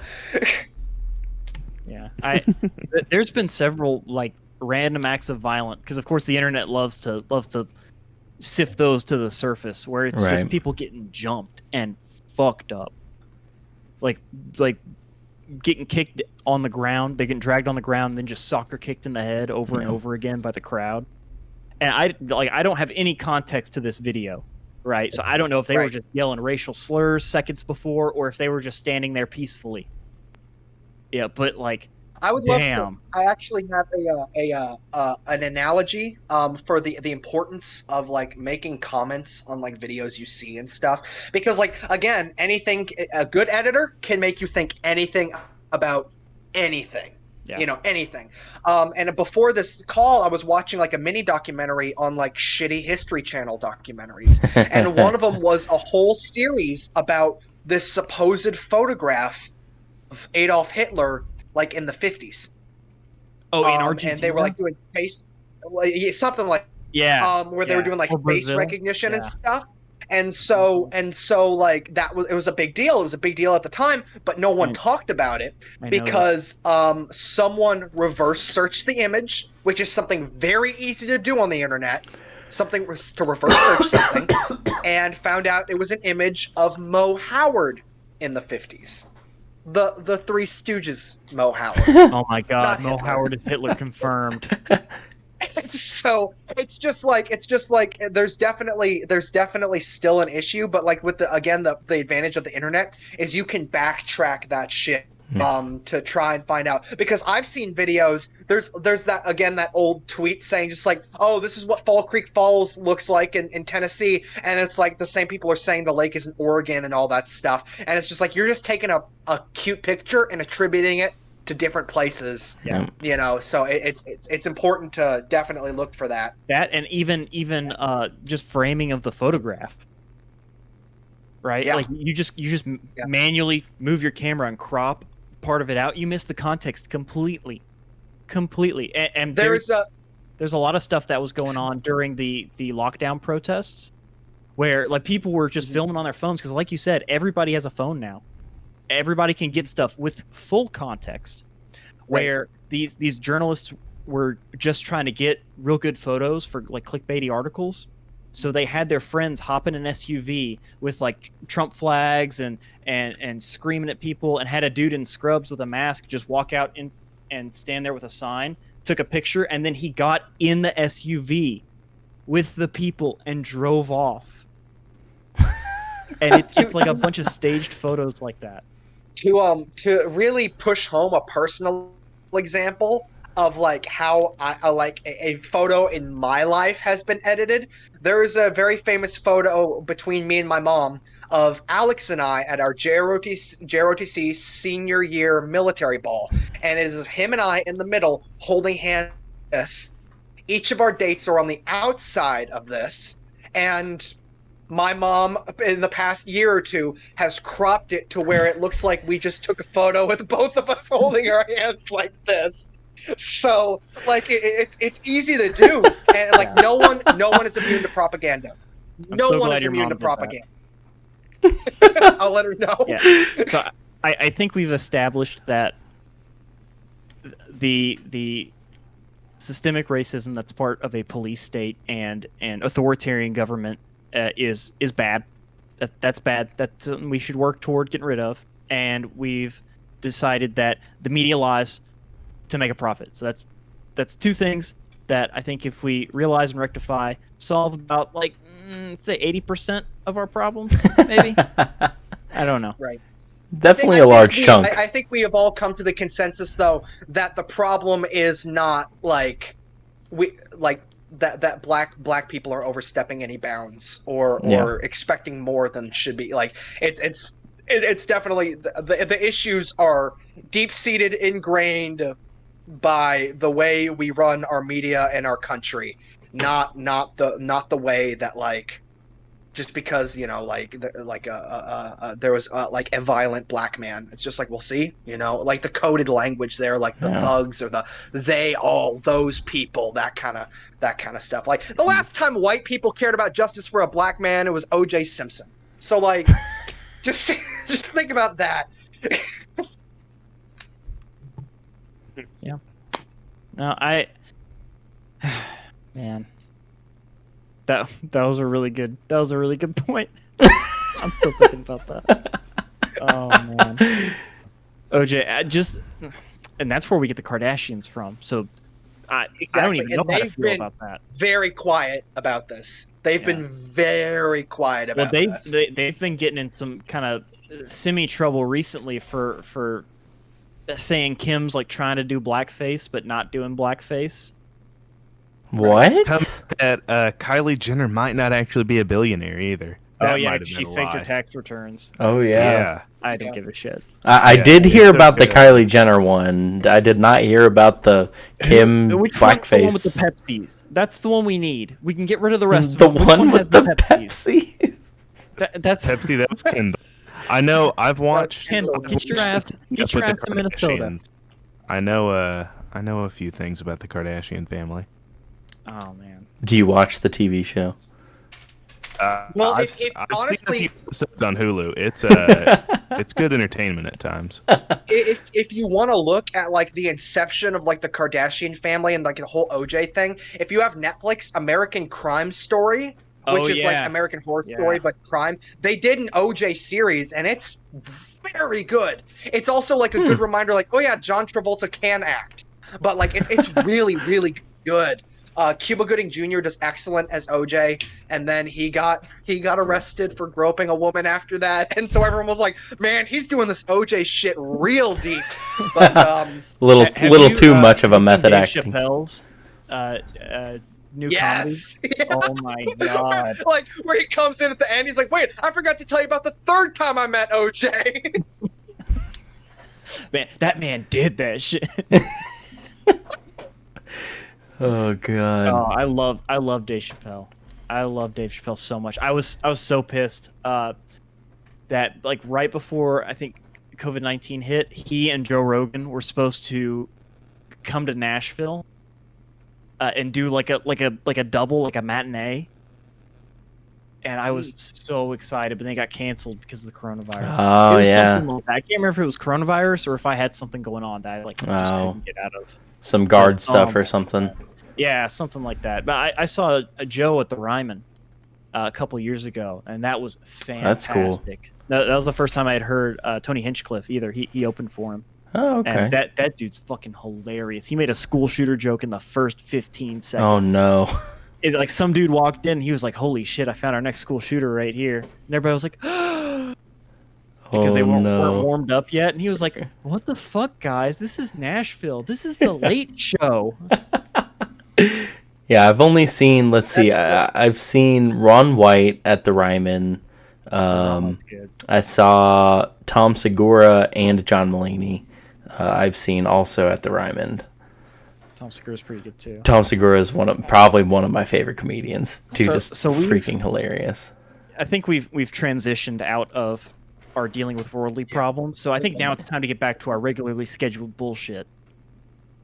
Okay, so I want to jump in because I have been roped back into watching Riverdale this past week. Jeffrey, you need to hop on that shit because I forgot how ludicrous this series is.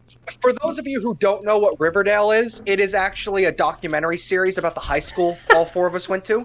Yes, Absolutely. We're actually featured by the by the cast. Yeah, it's really fascinating. No, but actually, someone looked at a 70-year-old comic about a guy with red hair and black eyebrows and was like, "How can I make this like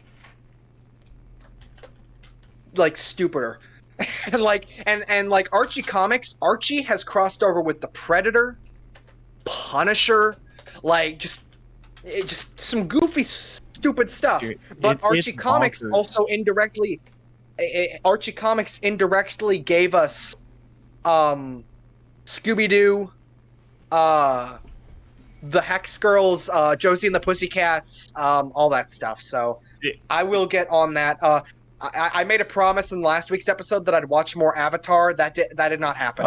America kind of distracted me. Yeah, no, that makes sense. So I've been, for some reason, Avatar has just like absolutely blown up, and my feed on Instagram is like 90% Avatar memes now. It's great. And I love it. it. I looked at like 2 posts, and the algorithm just decided this is what you're going to look at for the rest of the week. I love it. So I have now refreshed the entire series just purely through memes. Memes. and I'll look at a meme, and it'll take me a second, and I'll have this gigantic flashback to like, I don't know, 12, 13-year-old me binge watching Avatar: The Last Airbender, just like, Appa, yip yip, oh no, Momo, and I'll just wake up with foam in my mouth, and I've been seizing on the floor.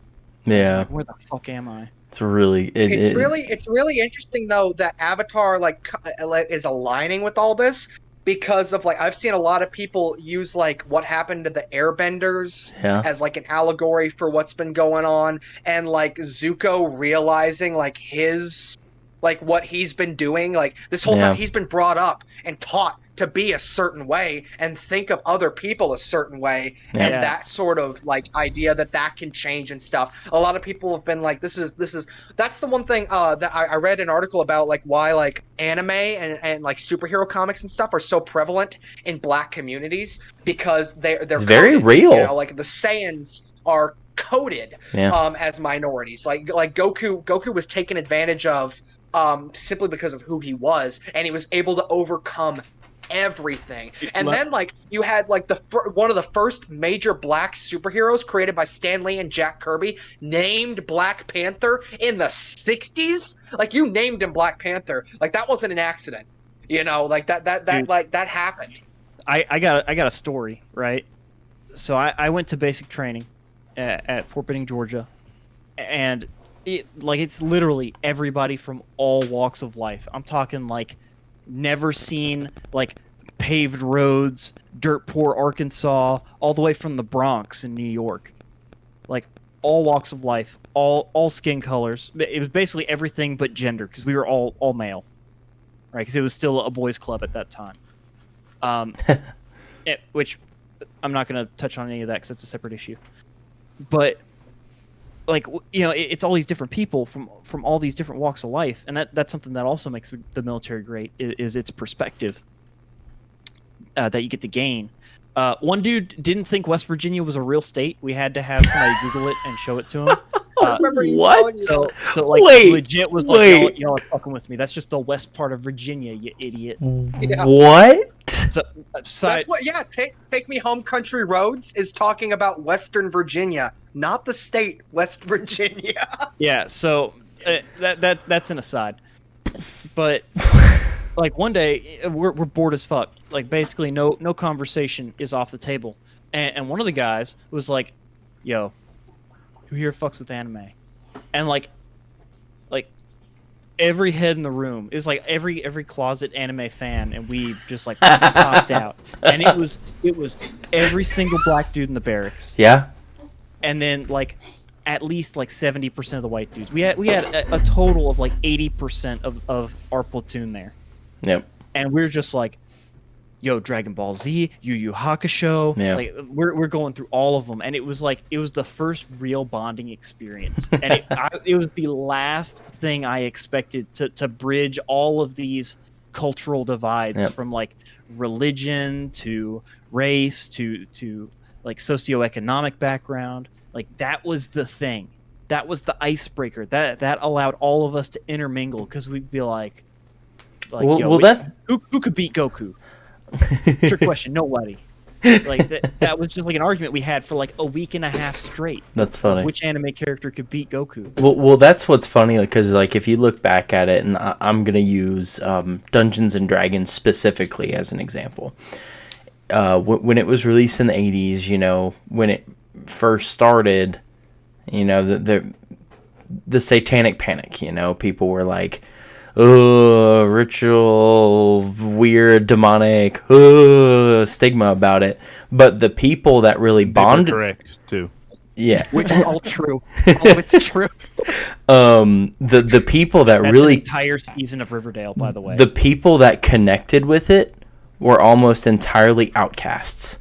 It was, you know, your nerds. It was your, you know, your alternative groups. It was your like heavy metal people were actually like super into it. It was a lot of these outcasted groups that were kind of like on the outside, you know, not really, it wasn't an accepted thing. And so all these people kind of like with the anime, really bonded over this thing, because it was this common thing between all of them, and it would gap bridges that was like never would have been, you know, bridged before.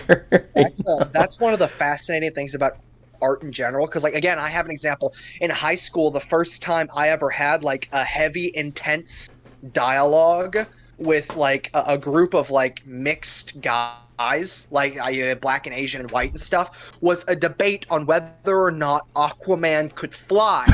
Because in the opening, he can of totally Super Friends, fly. he is one of the flying members, and people said, well, he can swim It's through raining. water and stuff in the rain, so like when it's raining, he can fly, that kind of stuff. And that debate still plagues all participants to this day, because I remember our theater teacher at the time asked any of us if we had girlfriends, and all of us were like, so, but yeah, art is it's the closest those of privilege can come to understanding those without. Yeah. Because like I'll never know what it's like to be a black American, ever. And but if a black man comes up and tells me, hey, you know how how Vegeta and Nappa were Saiyans, but they were actually being like militarized by the person who killed the Saiyans and stuff. That's kind of like what black cops are. And I don't know. Yeah, I'm not saying one way or the other I agree with that sentiment, but like there's a validity to it where it's like, oh, okay, like allegory and analogy. Yeah. It's important. It's important. Yeah, and I think there's layers of privilege too. I know we've just talked about kind of very specific to the U.S. societal privilege, but there's also, you know, the level of poverty. Mm-hmm. If both of your parents stayed together, there's many religious. Yeah. Even within, you know, because you could even break that down, not only religion but denomination. You could break it down even further. Because you experienced a lot of that, Matt. I sure did. Yeah, and as did Logan in high school. Mm-hmm. You know, like it was just like because it was a different form of faith, Yeah. whether it's still attached to or not, it's not important. Yeah. But it was just very just that. Yeah. You know, there's a privilege. You know, it's just like if you were white Especially male identifying straight Baptist at Riverdale High School, you didn't great. get any flack. Yeah, great. You know, Where like for those curious, I grew up Mormon. And that's a whole other topic that would musical be. People. But growing up, you know, especially in the South, like you said, I hated telling people that. Like I really didn't want to tell people that I went to, that I was a part of the Mormon religion or denomination, because it is at its core. I would say it is a given it's different. I'm not going to go into it, but at its core, I would still classify it as Christianity. Like I still accept, you know, I still mostly identify with Christian and the Christian faith and whatnot. But like within, you know, it's the more modern style versus the more traditional kind of old fashioned, you know. There's non-denominational, which in itself is kind of a denomination. and that's what Logan's familiar with. Yeah, there's I met one of my really good friends now. His name's Wahid. He's from Dubai, but he's a an officer in the army like myself. Mm-hmm. And you know, we were out in the field together, and when you're out in the field in the army, like you get to know everybody. Yeah. And what my platoon did is like a team building thing, and we decided this on our own. Is we all had camp chairs because we're tankers. We can do it. And so after every day when we were kind of done for the night, because we weren't in like a super serious like security setting, we would just set up a ring of chairs, and we'd be like, okay, what are we talking about today? And it was everything from like again like some anime stuff to like what should and shouldn't be illegal, like as far as drugs. We talked about abortion. We talked about everything. And so, and people would get defensive. People would, you know, have strong opinions and argue. Yeah. And it was really good debate because we got to know like everything about everybody, and we became much stronger, like night and day from when we first went out. But what Wahid and I, when we were in the tank, and there's just like an intercom system, so it's just us. And I'm interested in fasting from a dietary perspective, and I asked Wahid if he practiced fasting during Ramadan, because I was just curious about it, because I wanted to know what his routine was. And I was like, could you tell me about it? And he got really defensive. He went on like a 30-40 minute like explanation / rant where he got like super defensive, and I was like, man, like I was just interested out of like good faith and will, but I realized like something had to happen for him to be this way, for him to react that way. I'm like, man, like that sucks. And I was like, dude, like I totally respect, you know, your belief system. Like I as long as you follow the golden rule, like I don't care what you believe. Right. And I feel like that's how all people should act, in my opinion. Like if you follow the golden rule, right, treat others like you would like to be treated, despite your religious tendencies. Yeah, because ultimately that is a quote from the Bible. You know, that is kind of where it stems from. But it's just a thing that you should just do anyway.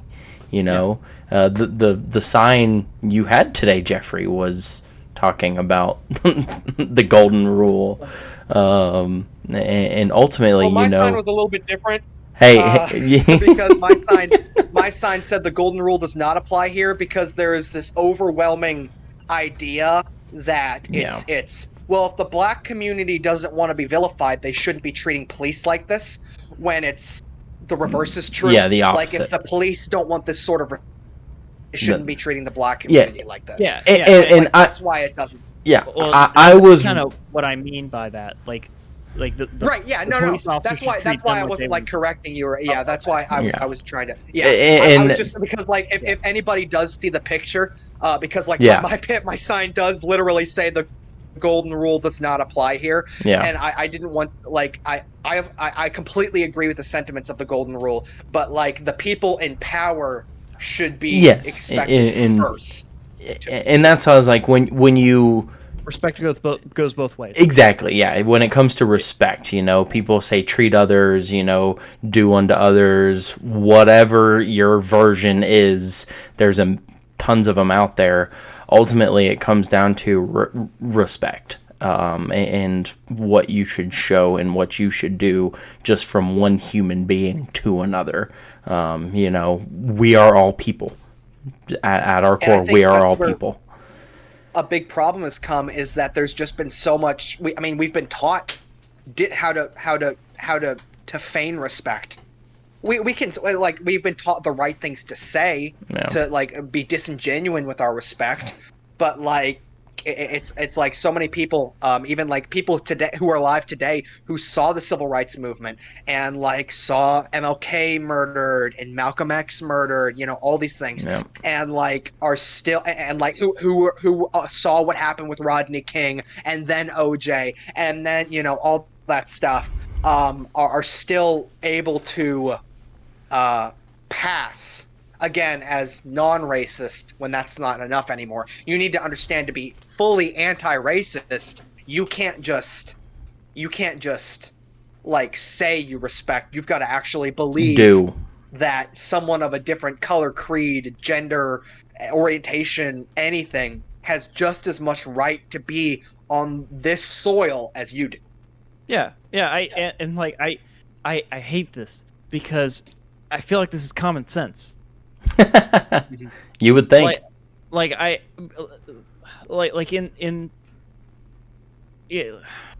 I've sat through several classes that deal with sexual assault and rape. Was that due for part of the National Guard training? Yeah, it's part of the military. Okay. Because they identified that as an issue, and there have been large programs that have been put in place. And it's one of those things where I'm sitting there and I'm like, man, I was brought up in a way that like I have come out a fully formed adult, and I would never do the things that are presented in these courses. Yeah. That are brought up, and it blows my mind that they're having to tell people that this is not okay.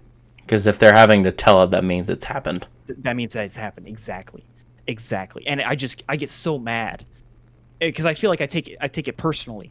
Yeah. Like they're accusing me that I am doing these actions and to stop, but yeah, I had to realize that like, and I don't even know how effective it is. I haven't seen the data where like if you're just like, hey, this is bad, don't do it, class is over. But it's just one of those things where like I know I like it is intrinsic to my being not to treat people like that. Yeah. Like all people are equal. People are different, but people are equal. Yeah. Right? We all have this like innate individual sovereignty. And I do like the Constitution, and I feel like if people had followed it to the letter since the inception of this country, like all men are created equal, and obviously, change the wording, whatever. All people are created equal, right? Like we wouldn't have issues, but people just can't follow simple rules. And that's the thing that like we if you watch documentary series Riverdale now on Netflix, seasons 1 through 4, maybe 3. 4, seasons, yeah. Anyway, yep. No, you were correct. 4, seasons 1 through 4. Is that all of us went to a high school where there were distinct like areas in the high school, like at lunch and stuff, that like the redneck corner. If you were black, you weren't going by the redneck corner. You had the band pavilion where if you wanted to get yourself an STD, that's where you went. And that's all just a joke and stuff. But like the point is that like was the band trailer. The we pavilion was a melting pot. I just want to say that Yeah. was. Oh yeah, no, that I'm was, not. Yeah, it's just one I've of never those things where it's been just. there, but from afar, what a mixture of people that sat down That's there. true. It was for quite an eclectic group. It was But different, to say the least. it's one of those things where, like, some of us were lucky enough. Like I was lucky enough, and Matt, you as well, were lucky enough that there was no one area of the school where we felt like we couldn't go. Yeah. Like we kind of fit in. We could fit in like in generally any area and just be cool with everyone. Just But pretty like much. there was a lot of like people who couldn't because of other things. And like we at the time, I remember joking that like the quickest way to get killed on Riverdale's campus was to go to the redneck corner, yell Dale Earnhardt Jr. sucks, and just stand there.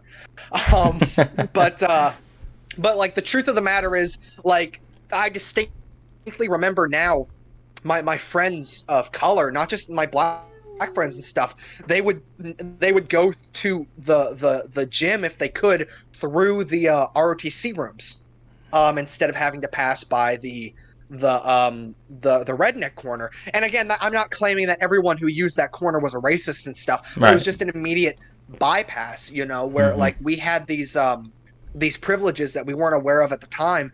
And like I can remember, like, again, like Alex pointed out to me in a text message earlier, that like all the people we went to in high school are adults now, and like Yeah. a lot of those people are way worse, in their beliefs and prejudices and stuff. Mm-hmm. And I remember I had a friend in high school. They were were of Greek descent, but they were mistaken as black very often, and that big old slur was lobbed at her daily. And like I mean, I remember her talking to me about that. Like it was just like it just was not. Yeah. It's yeah. It doesn't make sense, because like again, like you said, Alex, we were raised to understand that, like, again, all people are created equal. So like do unto others as you would do, that kind of Right. stuff. But like the fact that there are people out there who just think that they can just say that word and just have no repercussions. They just say it, Yeah. It's just yeah. Well, one of the people I discovered through the Joe Rogan Experience podcast. He's a Navy SEAL, Ironman competitor, and I believe winner. Just an ultra runner, super endurance athlete. His name's David Goggins. His autobiography, Can't Hurt Me, talks about growing up in Buffalo, where his father owned a skate rink with a bar that operated upstairs, which hosted like a shit ton of famous people from the 80s. Like OJ frequented there, and this dude beat him, his brother, and David's mother like daily. Was just a horrible human being. And then his mom finally escaped from Buffalo, New York, and they ended up in like Iowa, somewhere, one of those like corn flyover states, right? And he started to deal with discrimination that I can't imagine. Yeah. And then eventually he goes on, he joins the Air Force, and then gets out. Long story, he like overcomes all of it, and he's now a fully formed person, who's recovered from a whole lot of these really like traumatic obstacles. It's just a super inspiring story. I'm just like, fuck, man. Like a lot of people just don't realize how good they have it.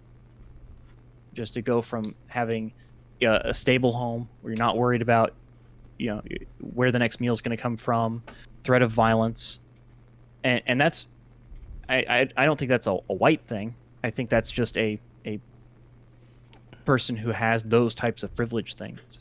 Right. The only thing that comes into there is when you start to experience the racist stuff, and and that's not to say that white people can't experience racism. I was gonna say they definitely I think can. That all people can. Yeah. But like, fuck. It's one of those things where it's like, you know, you look at, because like obviously I've dealt with like my mental health issues in the past, you know, but again I've been very privileged to have them being dealt with, because I have done you know, and again this is not going to turn into Jeffrey's record, but like I've done some shitty things to amazing people purely because I was not taking care of myself, and I let myself get so inflated in my head that I thought I could do these things, that I thought it was fine. I took advantage of people. I was also incredibly violent. Like holes in the wall, broken chairs, violence, and I never struck anyone. But like it doesn't matter. That's not the point. Like that was my excuse at the time. It says, yeah, I put a hole in a wall, but I've never hit anybody. And it says, well, there's no, you know, if you're putting a hole in a wall because you know you'll get more repercussions if you hit somebody, that kind of thing. And that was a really hard thing to face. And I've been lucky enough to have a lot of therapy and counseling that are still pushing me towards understanding and processing that I have to forgive myself what I did to those people. And there are a lot of people in this country today, not just white, but like people of color who don't get that same treatment, because if they are suffering a mental breakdown and they're breaking things, people just call the police on them. They'll be violent, they'll get shot, that kind of thing, you know. And then just look at the veteran situation. Like if you're a veteran in the United States, you get 2 days a year. If you're a dead veteran, you get 1 day. And if you're an alive veteran, you get the other day. Other than that, we don't give a shit about you. We don't care. You did your job. You served your purpose. Move on. You know, we have. See, that is a whole nother can of worms. Yeah, the mental health that comes out of like combat. Well, and it comes from multiple sources. It's not just like the direct combat experience where like you're reliving the shit you did. There's also a shit ton of studies that have shown that the traumatic brain injuries that are incurred from like IED explosions change your entire chemical makeup as far as your brain chemistry goes. It'll lower your testosterone, causing you to become ultra violent in some cases. It just throws everything off. So you may not have even like seen a whole bunch of crazy shit, but you got hit in the head a little too hard, right? Or your Humvee got launched 6 feet in the air and you were fine, but you know your brain's all scrambled now. Like there's untold consequences.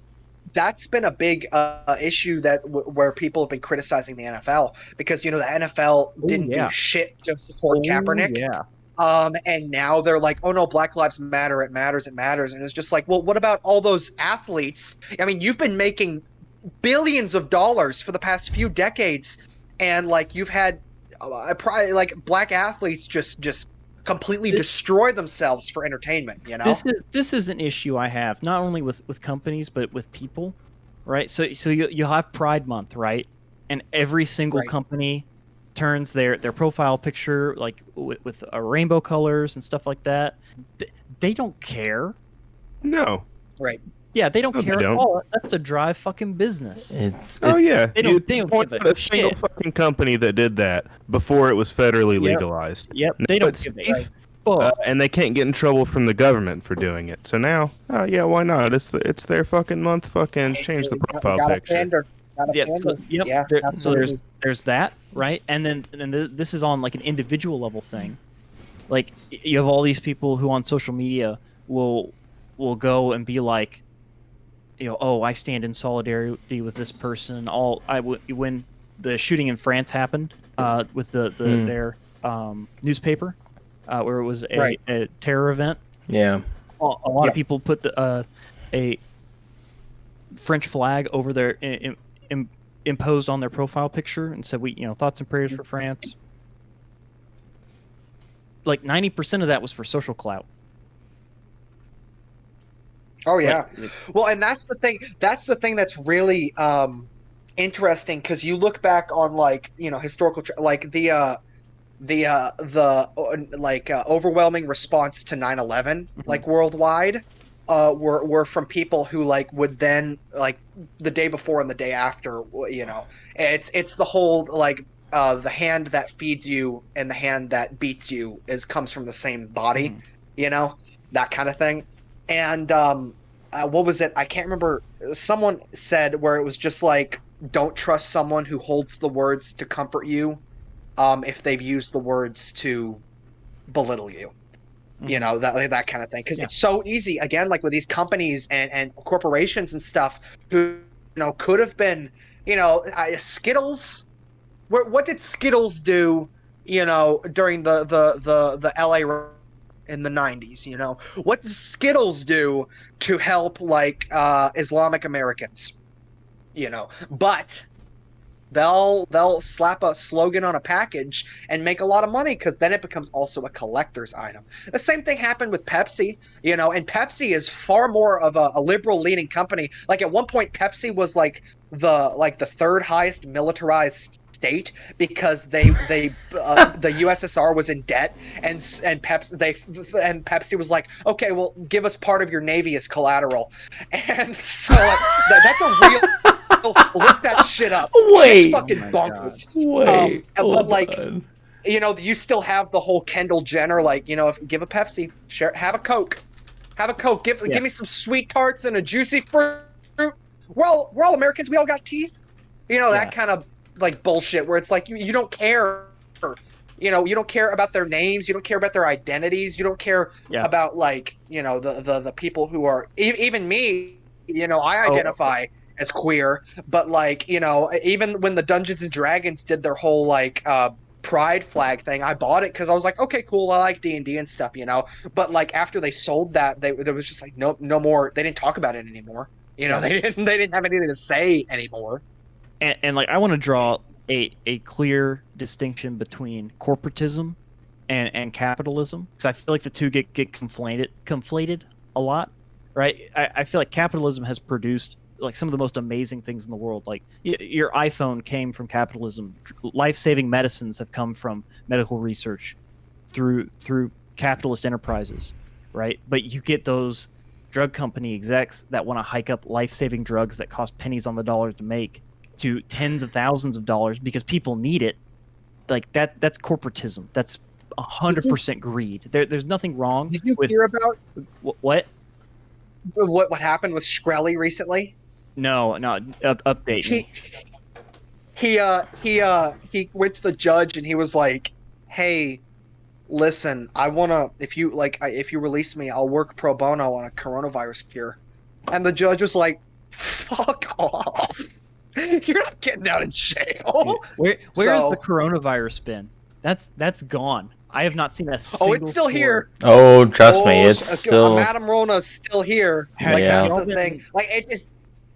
Rutherford County's cases of coronavirus. Rutherford County's cases keep going up quite a bit, but as far as media and news, no, I have not heard hardly anything about it. I got tested for the coronavirus the other day as like a National Guard Army thing, not because I had been exposed. That test sucks. I got the nose one. Yeah. Oh my god! They like tickle your brain, dude. The nurse came out and was like, take a deep breath, and I got half a breath in, and I was holding my steering wheel, and I about ripped it from my car because she just like slammed that shit in there, swirled it around like she was trying to beat some eggs together, pulled it out, and was like, okay, the other nostril now, slammed it back in, started swirling around. It's like, I almost threw up, and she was like, oh my god, like she was disgusted. And I was like, what the fuck is wrong with you? And she's like, oh, this looks like it's painful. I was like, what do you mean it looks like it's painful? You mean you haven't done this shit and you're testing me? Yeah. Oh my god. So I Googled the Pepsi thing. Yeah, it was in the late 80s. Russia gave Pepsi 17 submarines, a cruiser, a frigate, and a destroyer. Were there any nuclear armaments? It is unspecified. I don't. It is unspecified. But like, if that was the joke at the time, the CEO of Pepsi was like, "We're doing better to demilitarize the USSR than Reagan is." Oh, oof. But yeah, they were Pepsi for a short period of time was the 6th largest military in the world. That's nuts. That's Free Pepsi. That's kind of terrifying, honestly, that Russia was like, yeah, just take a good chunk of our naval fleet, it's fine. Dude, Russia's like fucking wild. I feel like they're a major red herring, right? because while they do some cyber stuff that's pretty serious, but Iran does cyber stuff too because you can do that with low funding. Okay. They have the GDP of like a small European nation. Yeah. Like they are nowhere near as bad as they were during the Cold War. Yeah. Like China is scary, like very. Speaking scary of compared to cyber stuff, did you guys see that fucking Anonymous got all worked up today? And it's like, where have you been? No. They leaked all of the emails and passwords of the Minneapolis police that took part in like the shutting down. Like, Dude, that's scary. Oh wow. What are and so now people are like, how about them student loans though? How about you take care of them student loans? But like that's the thing, like the Amish, the Wiccan community, yeah, I saw the Anonymous. You know, it's crazy how like it continues. And then today, I just saw this on my Twitter feed a few hours ago. Someone hacked the Chicago police band and has just continually played good old Chocolate Rain over it. It's just no one can communicate. It's just Chocolate Rain, which, you know, was a big meme song at the time. But if you go back and re-examine those lyrics, it is about a black man's plight in America, like straight up. Like after this is over, listen to that song again because it's like, oh shit. Oh wow. He follows me on Twitter. Oh, neat. Chocolate Rain guy. Huh. Yeah. That's an achievement. Put some respect on I got hit Tezonde's him, name. mental floss, and like someone else, you know. Wait, what was that, Jonathan? Oh, I just said to put respect on Tezonde's name. Oh yeah, He's- yeah, Tezonde. I knew, he's I not knew, just the I couldn't Chocolate Rain remember his guy. name. Tezonde fucking. That's the thing. It's really funny if you look back like 10 years on YouTube. Like he and Jax Films and Brock Baker and stuff were all collaborating with Tobuscus, and now they're all working together. And like Tobuscus is like, fuck Tobuscus, fuck Tobuscus. Yeah. He's a shitty dude. I did some got shitty like shit. I went down a deep rabbit hole with that, and I was like, "What Yeah. the fuck?" Dude's like doing Like- all kinds of coke and like, It- oh, It's crazy weird stuff. because like we should have known he was a bad guy after Nugget and a Biscuit. Yeah. Because like There were signs. only Amen. only a monster could come up with that. When he dropped Safety Torch, I was out of there. Oh my Couldn't god. do it anymore. Throwback. Oh man, I love how we can all come together and talk about this stuff and it be civil. Yeah. We're all still friends. We have differing opinions, sometimes slightly, sometimes major. Yeah. Wait, was my mic muted when I was yelling? Did you guys? He's having subs v dubs Yeah, I flashback. actually have a really monstrous stream of tweets from Jonathan's Twitter account that I'd like to start sharing now. Oh lord. Saying just like What is currently this? talking with 3 assholes that bullied me in high school. They think I'm their friend. Haha, fuck them. Got their passwords. And then a few minutes after that is saying like, these dicks are just hopping on the Coen Brothers train right now, fuckers. I'm gonna show them really what's gonna happen. Fuck that fucking. And then he refers to a specific thing that we ribbed on him in high school with, but I won't refer to that here out of respect. But he remembers and he has not forgotten. And it just gets really obscene there. Different languages, and like not even like earthly languages. So, just yeah, you were muted. All right, guys. I think we've You done like that about bit, guys. an hour and a half today. We're pushing closer to Yeah, 2. We're actually hitting around. Oh no, I think we're at 2.5. Yeah, we're like at 2.5 sorry. hours. So Yeah. if you have enjoyed the conversation today, you know, leave a like and a comment, a rating. I just said it like it was a YouTube. Well, I guess it is going to be on YouTube. So leave a like, a comment, a rating, 5 stars, anywhere. Subscribe to the podcast so you get alerted when we Hit that post new bell. episodes. Yeah, Just do it. Just right now. do it. Right now. And now I'd like to talk about Raid Shadow Legends. With our code, Raid Shadow Legends /acquaintances, you can download the game and get a silver chest and 14,000 primary characters, and then there's an elite class. I'll be playing. Find me on hashtag Jeff Money Monster 42, and we'll be spawning some camps. Download rates. Download today. Today. Do you like vodka? Do you like things in the shape of crystal skulls? Well, Dan Aykroyd has the product for you. Dan Aykroyd's Crystal Skull Vodka has the purity of the Himalayas filtered through diamonds. Filtered